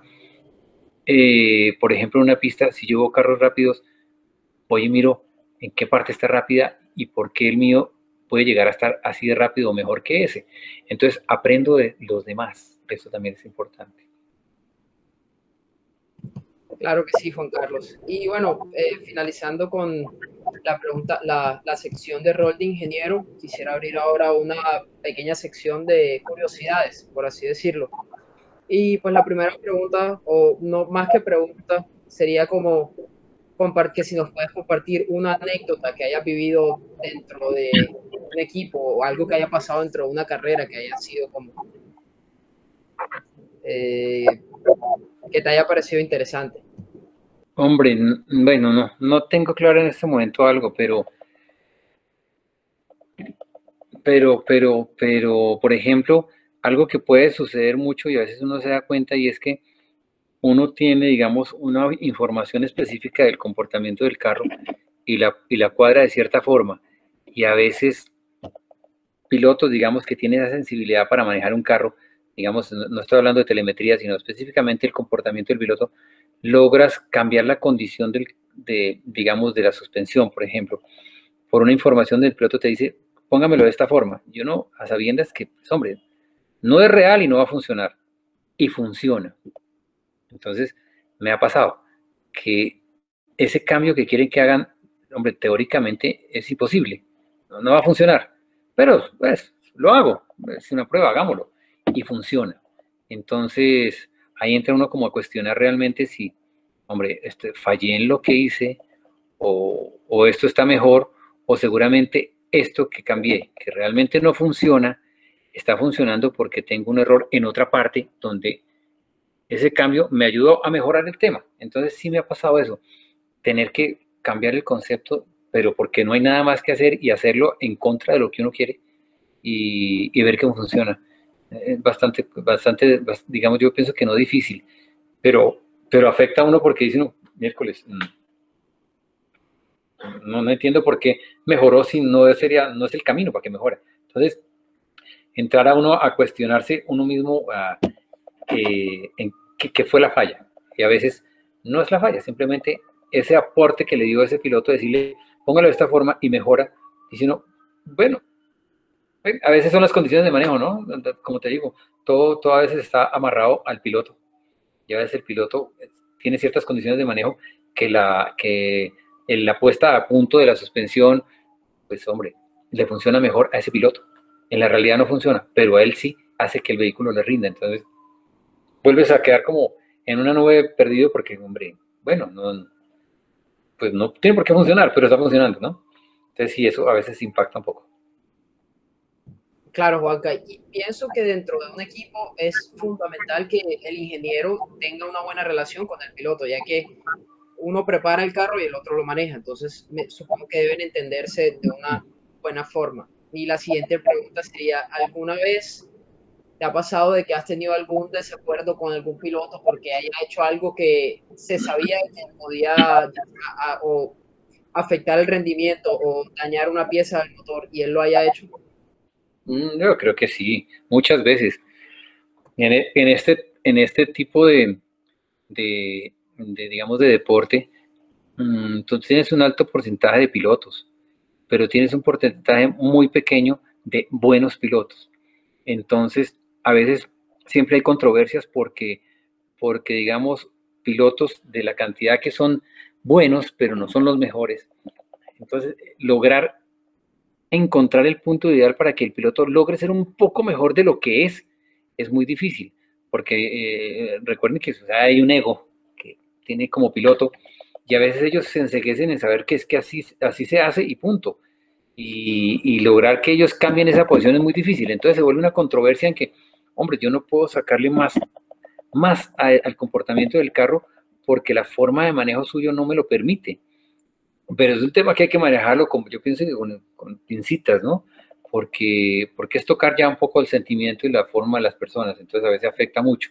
Entonces se forma cierta, pienso que encontrones que son a veces pues parte de lo del deporte, pero pero sí pasa mucho, porque pilotos excelentes, pilotos de punta, pilotos muy rápidos son muy pocos. Entonces lograr una suspensión muy buena, un motor perfecto y encima todo el desarrollo dinámica perfecto y un piloto que sea capaz de llevar ese carro al límite y decir, está perfecto, cambiémosle 2 o 3 cosas, eso es, yo pienso que es el 2%. El resto es, no, es muy difícil. Entonces es un tema que hay que manejarlo con mucho cuidado, porque hay unos que no, definitivamente compiten, manejan muy bien, son pilotos, pero nunca van a llegar a un nivel donde realmente aprovechen el carro como es. Y a veces les toca a uno, desafortunadamente, hacer pruebas de decirle, bueno, venga, vamos a montar un piloto nuevo para que me le dé unas 10 vueltas al carro. Y encuentras unas diferencias de manejo absurdas. Hay que hacer uno. El piloto oficial es este y es el dueño del vehículo. Pues hombre, sí ve lo que falta. Entonces yo trato más bien, en vez de crear confrontación, de alguna forma, venga, piloto bueno, enséñele al piloto del carro en dónde está fallando para que él corrija. De pronto así sí puede haber como un balance, porque si lo hace uno directamente, no, eso es problema. Definitivamente es un problema. Ok, listo, Juanca. La siguiente pregunta es una pregunta hecha por el público, que tienen curiosidad de saber. ¿Cuál es tu equipo favorito de Fórmula 1? Hombre, pienso que todos son buenos. Me da tristeza, digamos, en Williams, ver que votaron todo lo que han hecho durante tantos años y se desapareció. No, se acabó esa base tan buena que tenían. Que son diferentes ahora los vehículos, claro que sí, pero ellos se quedaron en un punto donde no pudieron desarrollar más. Pero pienso que Mercedes ha hecho una labor espectacular. Y como todo equipo que está en la punta, con un desarrollo tan bueno y ha trabajado bien, seguramente no están gastándose el mismo dinero los que vienen desarrollándose, porque ya encontraron el camino y ya lo que hacen es afinarlo y afinarlo de cierta forma. Entonces, admiro es que ellos se han mantenido. ¿Ya? Y créeme que ya estar en ese punto, pues es un borbandeo de los demás, a ver qué están haciendo diferente, a ver qué les copiamos, a ver cómo les demandamos, porque seguramente eso que está funcionando ahí no es verdad. Entonces a veces se vuelve uno como el patico feo de la carrera. Entonces, el ser bueno también lo pone a usted en un punto que no es agradable para los demás. Pero pienso que Mercedes ha hecho un desarrollo buenísimo. Red Bull me parece buenísimo también, pero están todavía desequilibrados en el tema de qué motores van a usar. Entonces, seguramente todo ese desarrollo que han venido haciendo, de pronto se les cambia apenas, para bien o para mal, apenas pongan otro motor. Pero Mercedes ha hecho las cosas muy bien. Yo pienso que el trabajo ha sido impecable. Y ahí está la respuesta, es que lo que ha hecho hasta el momento es impresionante. Claro, es que actualmente no se puede discutir de que Mercedes es el mejor equipo de Fórmula 1 y probablemente en los próximos años lo va a seguir siendo. Y ahora una pregunta parecida a la anterior, pero en cuanto a pilotos. ¿Cuál es tu piloto favorito de la historia de la Fórmula 1? Desafortunadamente yo pienso que Fórmula 1 es un sitio donde pueden llegar muchos pilotos con digamos, con un nivel impresionante, pero siempre tienen ese gran factor es que si el desarrollo del equipo es bueno, usted puede sobresalir muchísimo, porque tiene la capacidad de poner el nombre de ese equipo en la parte más alta, ¿ya? Pero decir que pilotos buenos ha habido muchísimos. Empecemos por Juan Pablo Montoya. Juan Pablo Montoya tiene un nivel impresionante, que no tuvo la suerte de tener los mejores equipos, pero donde estuvo, lo hizo impresionante. Ya hablando muy específicamente del manejo, del cruce, del desarrollo del carro, el tipo tiene un nivel demasiado bueno. Claro, lo fue haciendo durante toda su carrera, montado en cuanto monoplaza le pusieron. Ahora, que decidió parar eso precisamente porque estaba claro que si él no está en un buen equipo, siempre va a ser mirado como un piloto como los demás. No va a haber una proyección más allá de eso, porque no está en un equipo que maneje eso. Ese es el gran problema de Fórmula 1, que no hay un límite, no hay, digamos, un techo hasta donde les permitan usar y ir apretando, ¿no? Si vemos que están demasiado sobrados los primeros con los de la mitad, pues mejoren su reglamento para estrecharlo y que todos tengan la capacidad de estar peleando, pero cuando se vuelve demasiado amplio el reglamento, pues unos pueden más que otros. Y si yo soy un tipo que invierto en eso, pues busco el equipo ganador para ver qué les doy yo para que sigan mejorando su vehículo y sea cada vez más rápido. Yo no voy a invertir en un equipo que no viene muy rápido. Fíjate que son las controversias. Uno dice, no, pues es que el inversor, el tipo que invierte, pues va a coger el equipo que viene mal para ayudarle. No, no le va a interesar, seguramente. Invierte en el que está arriba porque su nombre se va a ver más. Entonces, por eso digo que hay pilotos muy buenos que nunca sobresalían. Montoya lo hizo muy bien, sobresalió muy bien durante mucho tiempo, pero decidió parar, porque para él no era más que eso. No quiso hacer nada más porque lo que le genera a él o lo que le llegaba a sus manos no era el mejor producto, pues lo cambió. Pero hay muchos buenos. Jason Button me parece buenísimo. También tuvo su momento y no más, pero era muy bueno, pilotos de desarrollo bueno. Hay gente que no llegó a Fórmula 1 y son excelentes. ¿Y no llegan por qué? Porque no tienen el dinero para poder pagar, digamos, meterse en ese equipo y poner una plata y decir yo quiero correr. Muchísimos que nunca llegaron allá. De Argentina hay muy buenos pilotos que están en otras categorías que no pudieron llegar allá porque no hubo el dinero. Realmente la Fórmula 1, por esa condición que llevan hasta el momento, prima eso. Listo, ¿usted es piloto bueno? Ok, probemos, pero ¿tiene la plata para hacerlo? No, pues no importa. El talento lo pueden sacar trabajando en alguien, finalmente lo logran. Pero esos talentosos que a veces es tan innato, no pueden sobresalir porque no tienen el dinero para hacerlo. Entonces también fíjese, los que están ahí, muchas veces, y ustedes pueden ver en otros equipos, están ahí porque hay dinero para estar ahí, pero no son los buenos pilotos. Y pues, Claro. si hablamos de la época pasada, pues Senna fue algo supremamente bueno, pero bajo esas características, cómo manejaba esos chasis y esas fórmulas sin ninguna ayuda, solo era manos, era impresionante con respecto a los demás. Pero los que competían con él, habían muchos también muy buenos. Prost era muy bueno también, simplemente pues era un poco algo orgulloso en su forma de ser, pero el tipo era muy bueno también. Muchos fueron buenos, pero lo mismo, mientras haya diferencias de equipos, tú puedes ser buenísimo, pero si estás en un equipo que no es muy desarrollado, pues te van a ver como el piloto regular, no el piloto bueno en un equipo regular, nunca lo van a ver así.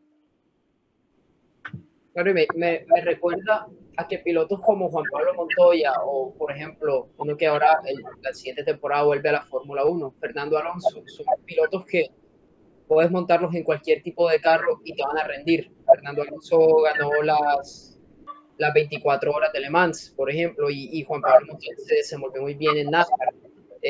Son pilotos, la verdad, muy buenos, que de pronto no han contado o no contaron con el mejor de la suerte en cuanto a equipo y esto, pero no se les puede quitar el talento que tienen para llevar un carro a los límites y esa valentía, por así decirlo, a arriesgar su vida por conseguir unas décimas. Sobre todo que hay un tema, digamos, cuando hablan de competencias, generalmente uno como espectador mira ganó o perdió, o le fue regular o le fue mal. Pero digamos, en el transcurso donde al señor lo llaman y le dicen, nos interesaría que usted corriera con nosotros esta carrera de duración, en esas prácticas que tienen durante los días que están probando el carro, todo lo que puede aportar un piloto de esos, por ejemplo, le hablo de Montoya, que puede llegar a un equipo y le dice, sí, va a correr 4 más, pero en esos días que ha habido prácticas, todo lo que aporta para el buen comportamiento del carro, para que sea manejable, para mejorar la potencia, para decir, mire, en tal sitio no deberíamos en este cambio, esta quinta velocidad en ese punto podríamos tenerla con una relación un poco más picada que más plana, cambiémosla. Ese tipo de desarrollo no lo logran sino ese tipo de personas que han venido con una experiencia muy grande. Fernando Alonso es un piloto supremamente bueno, ya que no, aquí le va mal, que no, pero es un tipo que, si ustedes analizan los días donde trabajan en el desarrollo del carro para ponerlo a punto para la carrera, el tipo ha aportado tantas cosas que eso no se ve, porque eso no lo muestran ni los tipos que hablan de las carreras, como son los que transmiten, nunca llegan a ese punto y a ese nivel para buscar todo lo que ha hecho ese tipo para que ese vehículo esté en esa posición. Hoy sale de tercero. Ah, pero ¿por qué no salió de primero? Usted no sabe lo que ha hecho él y los otros 3 pilotos como aporte para que ese carro esté de tercero. Por otras circunstancias no está de primero, pero estoy seguramente que llegar a tercero hicieron en 2 semanas unos cambios y unos desarrollos impresionantes, porque el tipo es capaz de hacerlo. Un Montoya es capaz de hacerlo, un Fernando Alonso es capaz de hacerlo.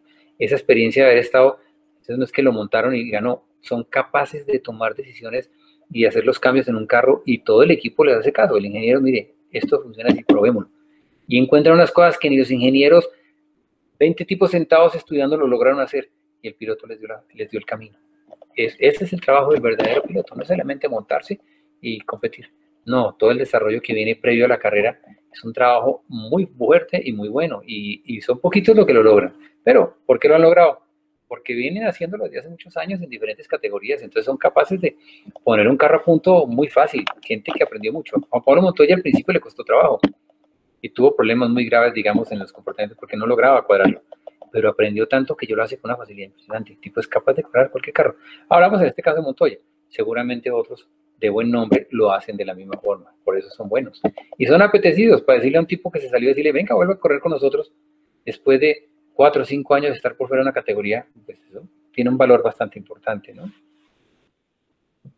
Claro, Juan Carlos, completamente de acuerdo contigo. Ahora voy a pasar a Efraín para la última sección de preguntas, que es preguntas personales y de estudiantes.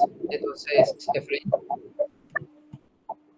Listo, para esta última sección, primero, ya que ha hablado sobre qué opina sobre los equipos y sobre los pilotos, seguro algo muy puntual que le preguntan siempre es, ¿cuál es su auto favorito de cualquier categoría de Fórmula 1, su auto de competencia en general favorito y también de calle, y el por qué? Bueno, yo pienso que pues, en Fórmula 1, pues pienso que el desarrollo y el comportamiento, porque uno, digamos, desde el punto de vista de ingeniería o de preparación, ver el comportamiento de un Fórmula 1, por ejemplo, de Mercedes, uno nota la diferencia con los demás. En esas tomas que hacen, uno ve, hombre, uno sabe que están donde deben estar, a diferencia de otros. En cuanto a competencias de turismos, pues hay muchas categorías, eso es imposible, digamos, hablar específicamente de una marca, pero ellos se desarrollan mucho, digamos, hay marcas muy involucradas y las tienen puestas en diferentes categorías. Ahora, me parece un desarrollo bastante impresionante, un desarrollo no solamente que es que tú juegas tu vida, y son los rallies. Cómo ver un desarrollo de un carro en donde durante una carrera tienes diferentes pisos, comportamientos, sorpresas. Tú sales de una curva y no sabes que está más adelante. Y eso que han hecho, el recorrido no han hecho previamente, pero te cambian las condiciones del piso, te cambian las condiciones del clima y tienes que enfrentarlo. Eso sí me parece impresionante. Y las marcas, pues todas desarrollan según la categoría donde estén, según en donde van a competir. Es lo que te digo, tú coges a Hyundai en WTCR, tiene una característica muy especial, pero si lo ves en rally es otra cosa. Entonces, yo pienso que no es tanto la marca, sino todo el interés que le ha puesto la marca para desarrollar su nombre en los diferentes campos. Pienso que ahí está el éxito y la buena marca de un vehículo, que si se metió en esto, lo hace para ser el mejor. Y ahora tenemos nuestro carro, pero corriendo en otro tipo de cosas. Y hacen lo que sea. Entonces tú dices, uy, pero ese carro es bueno. Pues para el cliente común va a decir, uy, pues esos Hyundai los corren en rally, los corren en pista. Los he visto corriendo en rally cross. Increíble todos los carros. Pues lógico, no es el mismo. Pero fíjate lo que a la gente del común le afecta, ver una marca en diferentes categorías. Yo pienso que esa es la función de la marca, ¿no? Sí, estoy totalmente de acuerdo. Básicamente, las marcas que entran a diferentes categorías es por publicidad. Si ven que, por ejemplo, Mercedes está ganando siempre, prácticamente siempre, y dicen, los Mercedes son buenos, están ganando muchas veces, ese es el objetivo de la marca. Pero retomando lo que comentamos anteriormente sobre los reglamentos y demás, ¿piensa usted que los reglamentos deberían volverse más conservadores o más extremos? En el sentido de, ya que hablamos de los rallies, por ejemplo, el grupo B, que eran autos que básicamente tenían el doble de potencia que de peso o mucha más potencia de lo que realmente necesitaban, pero eran pues bastante extremos y peligrosos y por eso a la larga pues los terminaron baneando. ¿Considera que es bueno para el deporte que vuelvan categorías así más extremas, por así decirlo? No, yo pienso que ya digamos, haciendo reglamentos tan elásticos, tantas diferencias, siempre terminan acabándose. Eso es el camino de esos extremos, en todas partes del mundo. Cuando tú pretendes hacer una categoría libre en todo sentido, está permitido todo, al máximo, a ver qué logran. Sí, va a ser espectacular, se van a lograr buenos tiempos, etcétera. Pero son categorías que se acaban muy rápido. Date cuenta que si ves categorías de hace mucho tiempo, la WTCC era donde entraban muchas marcas de carros y tenían libre todo. Entonces, Al principio iban apretando, pero empezaron a destacarse unas más que otras, que terminaron gastando tanto dinero que terminó la categoría acabándose. Entonces empezaron las categorías a partirse. No, nosotros queremos seguir, pero vamos con una con menos costos que no permitan cambiar esto, que esto sea más convencional que lo que se hace para competencia, que los motores sean de menos potencia, que no permitan ciertas cosas. Entonces empezaron a cargarse más las categorías, empiezan a tener más gente las categorías que tienen menos costos. Eso es lógico. Entonces esa libertad siempre termina acabando una categoría. Eso es histórico. No hay nada que hacer. Entonces pienso que no vale la pena, digamos, hacer un reglamento como tan amplio porque terminan haciéndolo muy pocos, invirtiendo la plata y seguramente hay un capital específico para eso. Cuando se termina, se salen. Entonces terminan corriendo 5 o 6 carros. Eso ya no es categoría. Entonces yo no soy amigo, digamos, de categorías tan amplias. Por ejemplo, en nuestro país. No creo que esté bien. Lo mismo con cualquier parte. Pasa en cualquier parte. Inclusive fíjate que hasta Fórmula 1 estuvo un tiempo tambaleando por los costos tan altos y porque la inversión pues nadie la va a hacer. Yo pienso que ahora se va a volver mucho más complejo porque ya es un tema de dinero para gastar. Sí, que pongo mi nombre en alto, pero finalmente es dinero que se va a gastar. Y toda la producción de muchos de los aspectos como alimentos, deportes, diversión, se ve bastante apretado con este tema de este COVID. Entonces, todo eso tiene que, antes de que suceda, irlo apretando. Yo pienso que por lógica y por inteligencia deben coger las categorías y apretarlas, o si no las van a quemar. Yo pienso que suele pasar eso. Eso sí, siempre pasa. Sí, claro, las categorías deben buscar que aparte de brindarle espectáculo, pues a la larga es un negocio. O la propia Fórmula 1 que le dicen como que el gran circo y es un negocio. Y se puede evidenciar que ahora la era híbrida ha sido un fracaso debido a que prácticamente Mercedes siempre gana, hay pocas marcas, otros se quieren ir. Honda, que tanto dinero que le invirtió a sus motores y ahora que se ve que están mejorando, se van a retirar. Y mientras uno mira categorías como por ejemplo la Fórmula E, está Audi, está Porsche, está BMW, está Nissan. Básicamente las marcas que querían que entraran a la Fórmula 1 terminaron entrando en la Fórmula E, es más barata y el mensaje medioambiental que dan también es muy bueno. O por ejemplo el WEC, que quieren la categoría del MP1, la van a transformar en la de Hypercars para que también nuevas marcas entren. Claro, y costos. El reglamento es tan estrecho que tú te paras y no se parecen, los carros son todos iguales. O sea, esto aquí, básicamente, su ancho es esto, su carrocería debe ser más o menos de estas características y su potencia debe ser de tanto. Punto. Entonces, tú ves una competencia, ves todos seguidos, entonces vas a ver carreras que gana uno, gana otro, gana el de atrás, gana el de adelante. No están siempre el mismo ganando. ¿Cuál es el que está ganando? Pues el que tiene más inversión y puede meter más elementos a su equipo y va a ganar siempre. Eso tarde o temprano pierde el encanto, mientras que esas categorías, si hablamos en ese tema de la Fórmula E, hombre, son igualitos. No les exigen, pónganle la marca que quiera todo, pero el motor debe ser de tanta potencia y se las miden. Y el motor no puede aguantar la carga tanto, sino tanto. Quiere recargar, entonces en una parte de la pista pasa por una zona para que le recargue. Todo controlado. Entonces hay una competencia. El señor que se subió en este equipo tiene las mismas posibilidades de ganar del otro. Eso sí me parece mucho más sabio. Y así son todas. Empiezan a apretarlas, hay que apretarlas. Y ven que hay alguien que está por encima de eso, venga para acá, ¿qué está pasando? Ustedes que tienen adicional o mejor esto. Honda, pues Honda es un desarrollo muy bueno, pero seguramente para llegar a ese nivel ha gastado mucho dinero. Ya dijo, no, me toca parar, porque definitivamente no tenemos el presupuesto ya para llegar hasta allá. Entonces prefieren cortar y una vez y no seguir con eso. Sí, total. Y si uno también mira categorías, por ejemplo, la NASCAR o la IndyCar, ahí sí prácticamente hasta la bandera cuadros, tú no sabes quién va a ganar. Puede haber accidente, los carros tienen el mismo desempeño en general y siendo más de 40 autos y uno no sabe hasta la bandera cuadros, literalmente, no importa que haya pasado la última curva primero, hasta que no pase la bandera cuadros, no se sabe quién va a ganar, porque puede pasar lo que sea y entran muchísimos equipos y muchísimas marcas. Claro, y es un ejemplo muy claro, fíjate, y el mejor para mí, el automovilismo norteamericano es eso. Ellos balancean mucho para que sea competitivo. Y tú miras una carrera, cualquier categoría de Estados Unidos, y ves siempre gente diferente en la punta, todo el tiempo, porque está desarrollada para que gane cualquiera.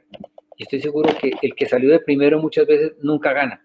La mayoría de las veces clasificó primero, es el más rápido, no va a ganar, ganan otros. A veces gana el que salió de octavo, noveno, a veces de último. Hay gente que ha salido de último y terminan ganando, porque existe esa posibilidad. Está tan bien hecho el reglamento que cualquiera gana. Eso sí me parece competitivo, llama más la atención. Tú ves, por ejemplo, los de NASCAR cuando hacen circuito. Es impresionante, es una cola. Son 25 carros, uno detrás del otro, a 2 centímetros. El que parpadeó mal, quedó por allá atrás. Entonces siempre ves a la gente superando. Entraron a pit, pues madre, uno se enloquece entendiendo quién carajos quedó primero. Y ahora cuánto salió, se demoró en salir en pit, lo clavaron 4. Qué bonito, eso sí es un automovilismo especial, porque todos tienen la posibilidad. Entonces se convierte en hacer las cosas rápido, atenderlo bien en pits, no demorarse. Mire, la embarró ahí, el tipo que entró mal en una curva, ¡pum!, lo clavaron los 4 que venían detrás. Eso me parece mucho más espectacular. ¿Pero por qué? Porque ellos saben que está el reglamento estricto y está tan bien hecho que cualquiera gana. Buenísimo, eso sí me parece muy bueno. Y mueve público impresionante.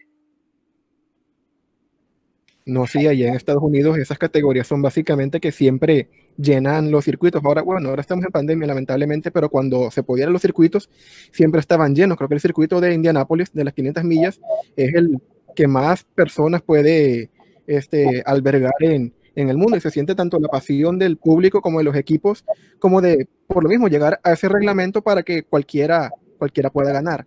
Lo cual me lleva a la siguiente pregunta.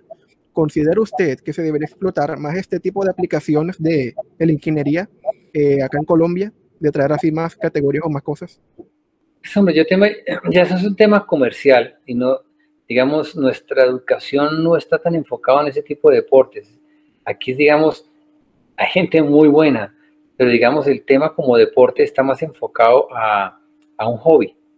Entonces, partiendo de la misma parte administrativa que maneja los eventos, pues lo hace específicamente para hacer una carrera a determinada fecha, pero digamos, no busca, digamos, hacer un desarrollo de una competencia durante un año con un patrocinio bien sólido, con una comercialización, darle facilidad a la gente para que conozca el evento y lo lleven. No, se volvió muy puntual en lograr los patrocinios para que la categoría corra y todo el mundo corre, punto. Atado a un reglamento, para mi gusto, demasiado facilista en todo. Entonces no hay esa agrupación que estamos buscando. ¿Cómo logramos que todos los autos tengan las mismas características y de verdad salgan y compitan? Amigo absoluto de las carreras de monomarcas, donde no se podía hacer nada y eran 22, 24 carros exactamente iguales, donde tú veías una fila de carros en una competencia perfecta, porque todos cambiaban de posición cada rato, se pasaban. Era lindísimo ver cómo este queda de cuarto, en este momento va de primero, este queda de primero, ahora quedó segundo, mire que ahora lo pasaron a primero. Eso sí me parece espectacular. ¿Por qué? Porque estrechaban eso y eso sí generaba emoción, más público. Entonces los que fueron a esta carrera traen más gente para la otra porque nunca se imaginaron cómo era eso, ¿ya? En cambio, en un tipo de categorías como esta, pues, los organizadores asumen conseguir los patrocinios para poder hacer 5 carreras, pero no hay parte comercial, no hay información. Entonces, esa educación como tal no está hecha. Entonces, nunca va a ser tan llamativo como quisiéramos que fuera todos los que trabajamos en eso. Fíjense que hay una competencia específica que es un premio que hacen con tractomulas, que simplemente lo que hacen es un plan de diversión con unos camiones. Pero la cantidad que mueve eso de gente es impresionante. ¿Por qué? Porque está todo muy limitado al espectáculo pequeño, haciendo ciertas pruebas, llama la atención. A hacer unas categorías grandes, donde cada uno hace lo que quiera y pues, hombre, prima el que el más dinero tiene para invertir en su auto, entonces es mucho más rápido que los otros que son un poco más, les toca gastar menos. Entonces, todo eso es en base a un reglamento. Eso pienso que acá, digamos, un desarrollo tan grande, no. Y eso que hubo épocas que trajeron buenos carros, trajeron la Copa de las Américas, que traían, hubo aquí Fórmula 2 litros y 1600, vinieron de todos los países y corrieron. Qué bonita competencia con chasis de Fórmula. Como también vino una competencia que vinieron como 25 o 27 vehículos ya grandes, V8, como de gente de Venezuela, de Costa Rica, de muchos lados. Fue espectacular. Pero son temas muy puntuales, ¿no? Sí, entiendo, es como que, por ejemplo, en países como Argentina, Brasil, México, aparte de tener categorías grandes, por ejemplo, Brasil y México, que también cuentan con la Fórmula 1, también cuentan con sus categorías pequeñas, como usted lo comentaba, las competencias de camiones, diferentes de turismos, unas cuantas de motos, más locales, pero que igual siguen atrayendo gente a este tipo de competencias. Y ahora bien, una pregunta que seguro, bueno, siga. No, sí, yo digo, entre más iguales sean los vehículos, más competencia hay. Cuando hay libertad en eso, no hay competencia. Siempre prima el que más pudo gastar y el que más pudo comprar elementos. Y lógico, siempre va a haber uno o dos. Y siempre los vas a ver en la punta. Y no tanto, pienso que no tanto por su capacidad de manejo, sino porque tienen los elementos suficientes para ir mucho más rápido que los demás. Entonces, pues, es una forma de verlo más práctico. Déjenlos todos iguales. Puede, digamos, que disminuyan algo la velocidad, pero tienes 20 personas compitiendo una contra otra. Eso es como tratar de hacer una carrera de atletismo. Entonces están todos los señores de 25 corriendo contra los de 10 años. Pues no concuerda. Si en los 10 años siempre van a quedar atrás. Pero si tú estás entre 22 y 25 aquí, bueno, ya hay más gente de la misma edad y compiten. Exactamente lo mismo es el automovilismo. Igualdad y hay competencia. Bueno, la cosa es lograr ese balance entre competencia de los pilotos del propio deporte y la de ingeniería, porque la Fórmula 1 básicamente, más que competencia de pilotos, se volvió una competencia de ingenieros, quien desarrolla mejor el carro y quien tiene más presupuesto para lograr ese auto perfecto. Sí, y por eso es que a veces se vuelve aburrida verla, por ejemplo, porque ya se sitúan cada uno en el sitio que siempre ha estado y ahí sigue hasta que se acaba. Eso tiene que haber, yo pienso que ahí sí tiene que hacer alguna vez un cambio. Yo pienso que ya la parte administrativa de Fórmula 1 sigue plasmada en lo mismo. Y eso la va a acabar. Bueno, y que espera que con su gran revolución que Liberty Media quiere plantear iba a ser para el año 2021, pero por la pandemia le aplazaron a 2022, se logre llegar a esa igualdad. Y ahora sí, le toca. La pregunta que muchas personas que están viendo esta entrevista seguro van a querer hacer. Son dos relacionadas. Una, ¿cómo sería su historia de cómo llegó a trabajar en este mundo del deporte motor? Y otra sería, ¿cuál sería el paso a paso que un estudiante recién egresado debería seguir para lograr trabajar en el motorsport en una categoría, sea tanto local o mundial? Bueno, digamos, hablemoslo, digamos, inicialmente en nuestro medio. ¿Cómo lo logré yo? Pues estudiando ingeniería, alguna vez me encontré, siempre me gustó los autos de carreras, tuve esa pasión por eso. Estudiaba muy cerca al autódromo que existía en esa época y cuando iba la gente a entrenar, pues uno en clase oía los motores. Entonces empezó a llamarme la atención. Entonces de vez en cuando me pegaba mi voladita y me iba al autódromo y no me quedaba en clase, sino me volaba a ver carros, me metía por debajo de las cercas y allá me sentaba en tribuna a ver girar los carros que iban a practicar. Entonces me empecé a enamorar de eso. Ya cuando empecé a estudiar ingeniería, pues siempre me gustaban los carros. Yo creo que tenemos esa afición muchos. Pero me llamaba la atención verlos correr y había muchas presentaciones donde yo tengo un tío que siempre me llevó de chiquito, me llevó a esos sitios y disfruté muchísimo ver esas competencias y me llamaba mucho la atención.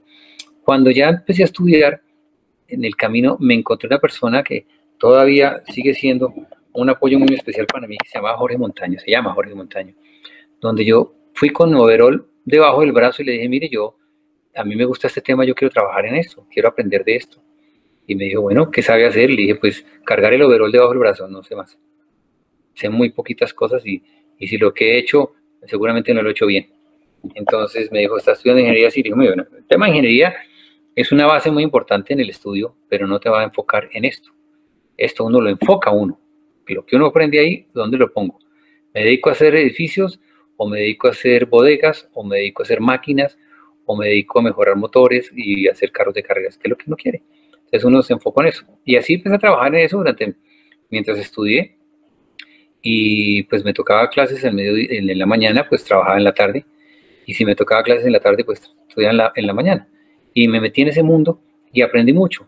Por eso te digo, eso sí, indudablemente me apoyó muchísimo Jorge Montaño porque era los que me explicaba cada paso, así le preguntara la misma estupidez 10 veces, volví y me la explicaba sin decirme, pero ya le expliqué eso o no entendió, no, volvía y me la explicaba.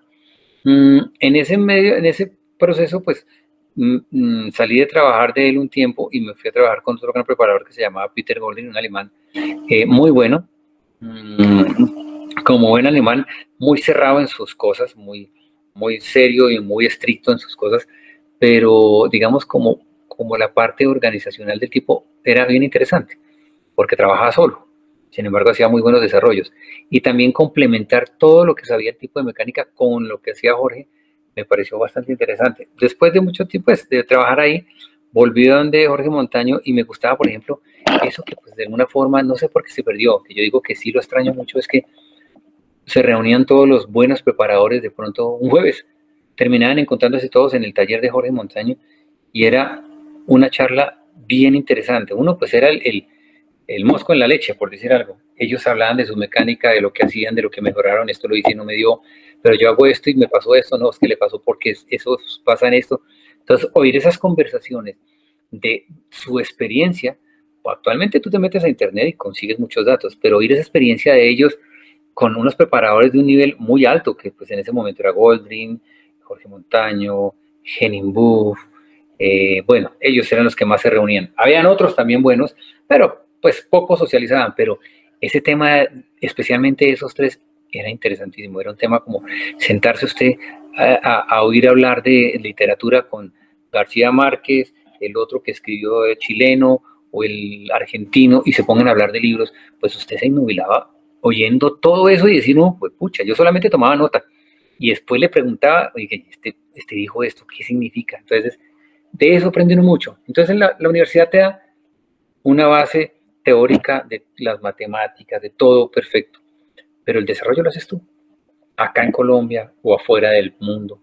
Siempre buscar uno estar con la persona que está mucho más avanzado que uno, porque uno va a aprender de esas personas. Y a veces le toca uno agachar la cabeza. Sí, yo soy ingeniero del berraco, no, pero aquí no pretende entrar de gerente. Entre de abajo, porque va a aprender. ¿Ya? Usted va a sobresalir por lo que usted va a hacer, pero aprende uno desde abajo y aprenda de esa gente que tiene tanta experiencia. Estoy seguro que es lo mejor. Yo siempre he tenido esa teoría. Alguna vez la leí que decía que si el hombre fuera tan inteligente como para aprender de las experiencias de los demás, pero a veces preferimos coger nuestro propio camino, tropezarnos y decir, la embarré. Dicen, pero hombre, si le acabo de decir que no hiciera eso, ¿para qué lo hizo? Mire todo el camino que perdió. Entonces, aprendamos de los demás. Y así lo hice yo, ese realmente fue mi carrera. Y para los que quieran ese tema, hombre, si lo quieren hacer aquí o fuera del país, háganlo, tomen el riesgo. Seguramente llegan, si tienen el amor, las mismas ganas, el amor por esa pasión, los lleva muy lejos. Eso sí lo tengo plenamente seguro. Sé, conozco muchachos que salieron con esa intención, pretendieron hacerlo aquí, pero quisieran algo más que esto. Y lo están haciendo muy bien afuera.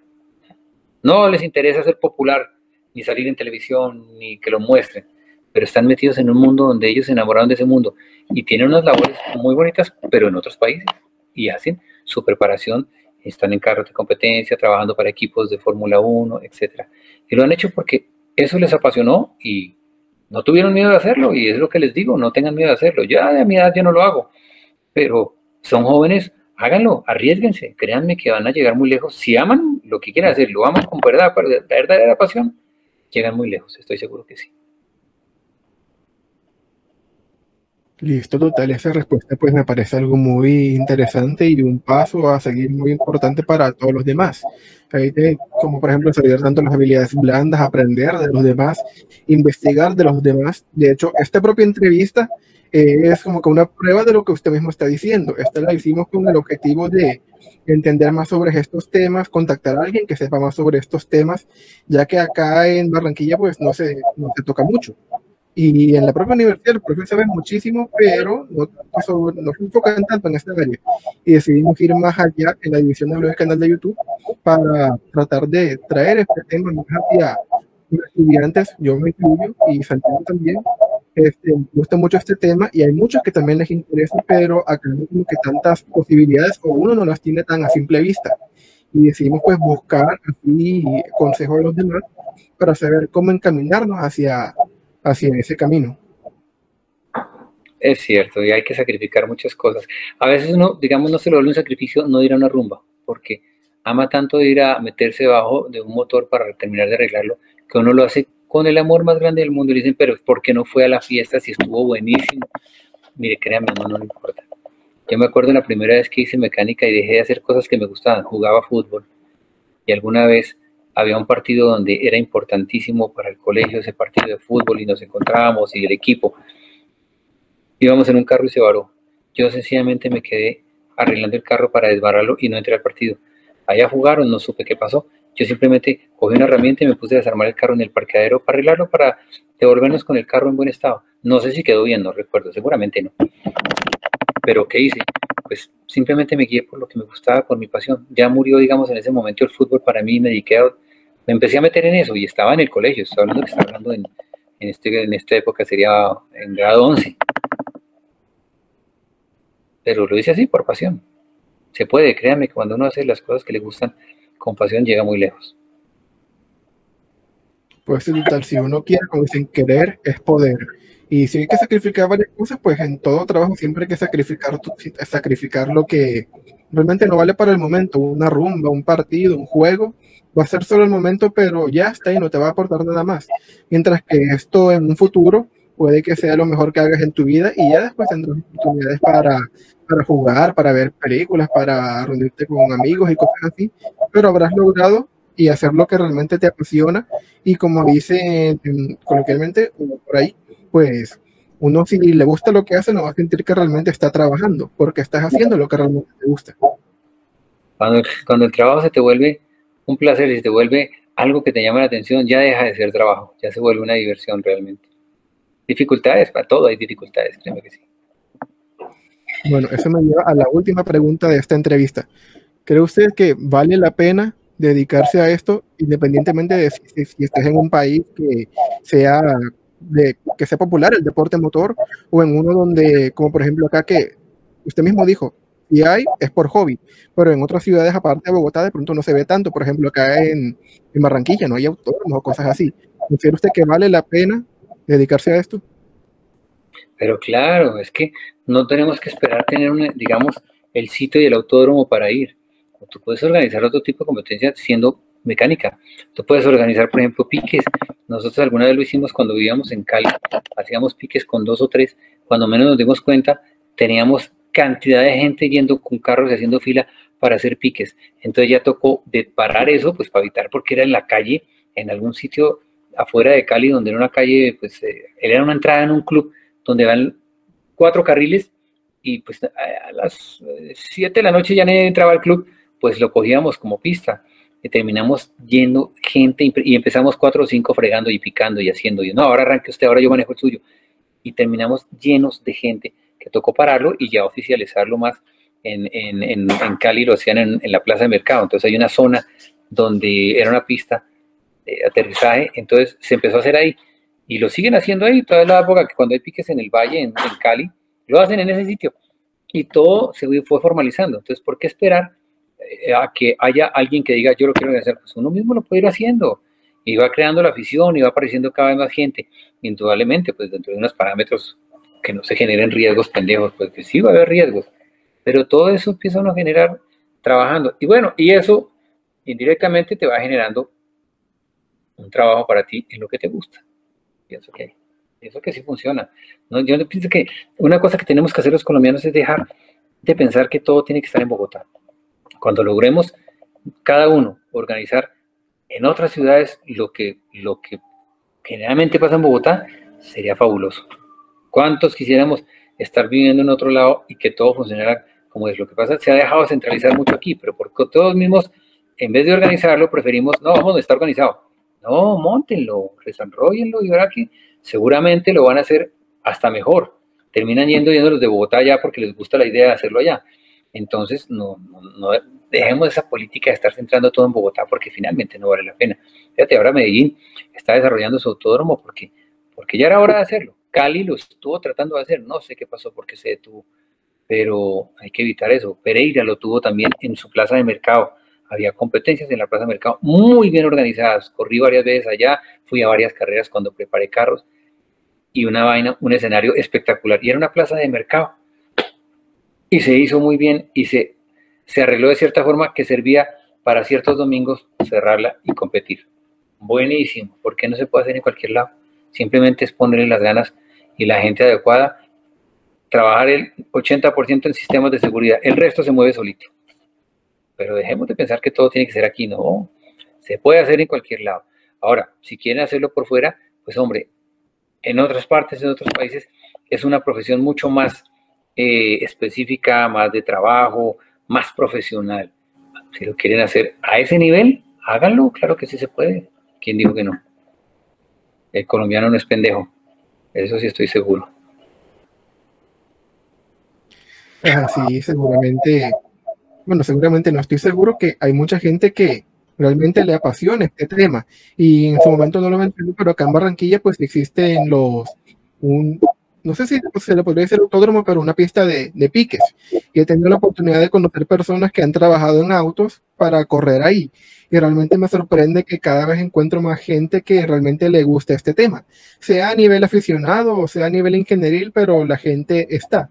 Simplemente hay como que popularizarlo más, ir conociendo a la gente correcta y ya poco a poco se va ampliando el tema. Antes no se conocía de esto, pero ahora muchas personas realmente están interesadas en esto y uno no sabe que están, pero están.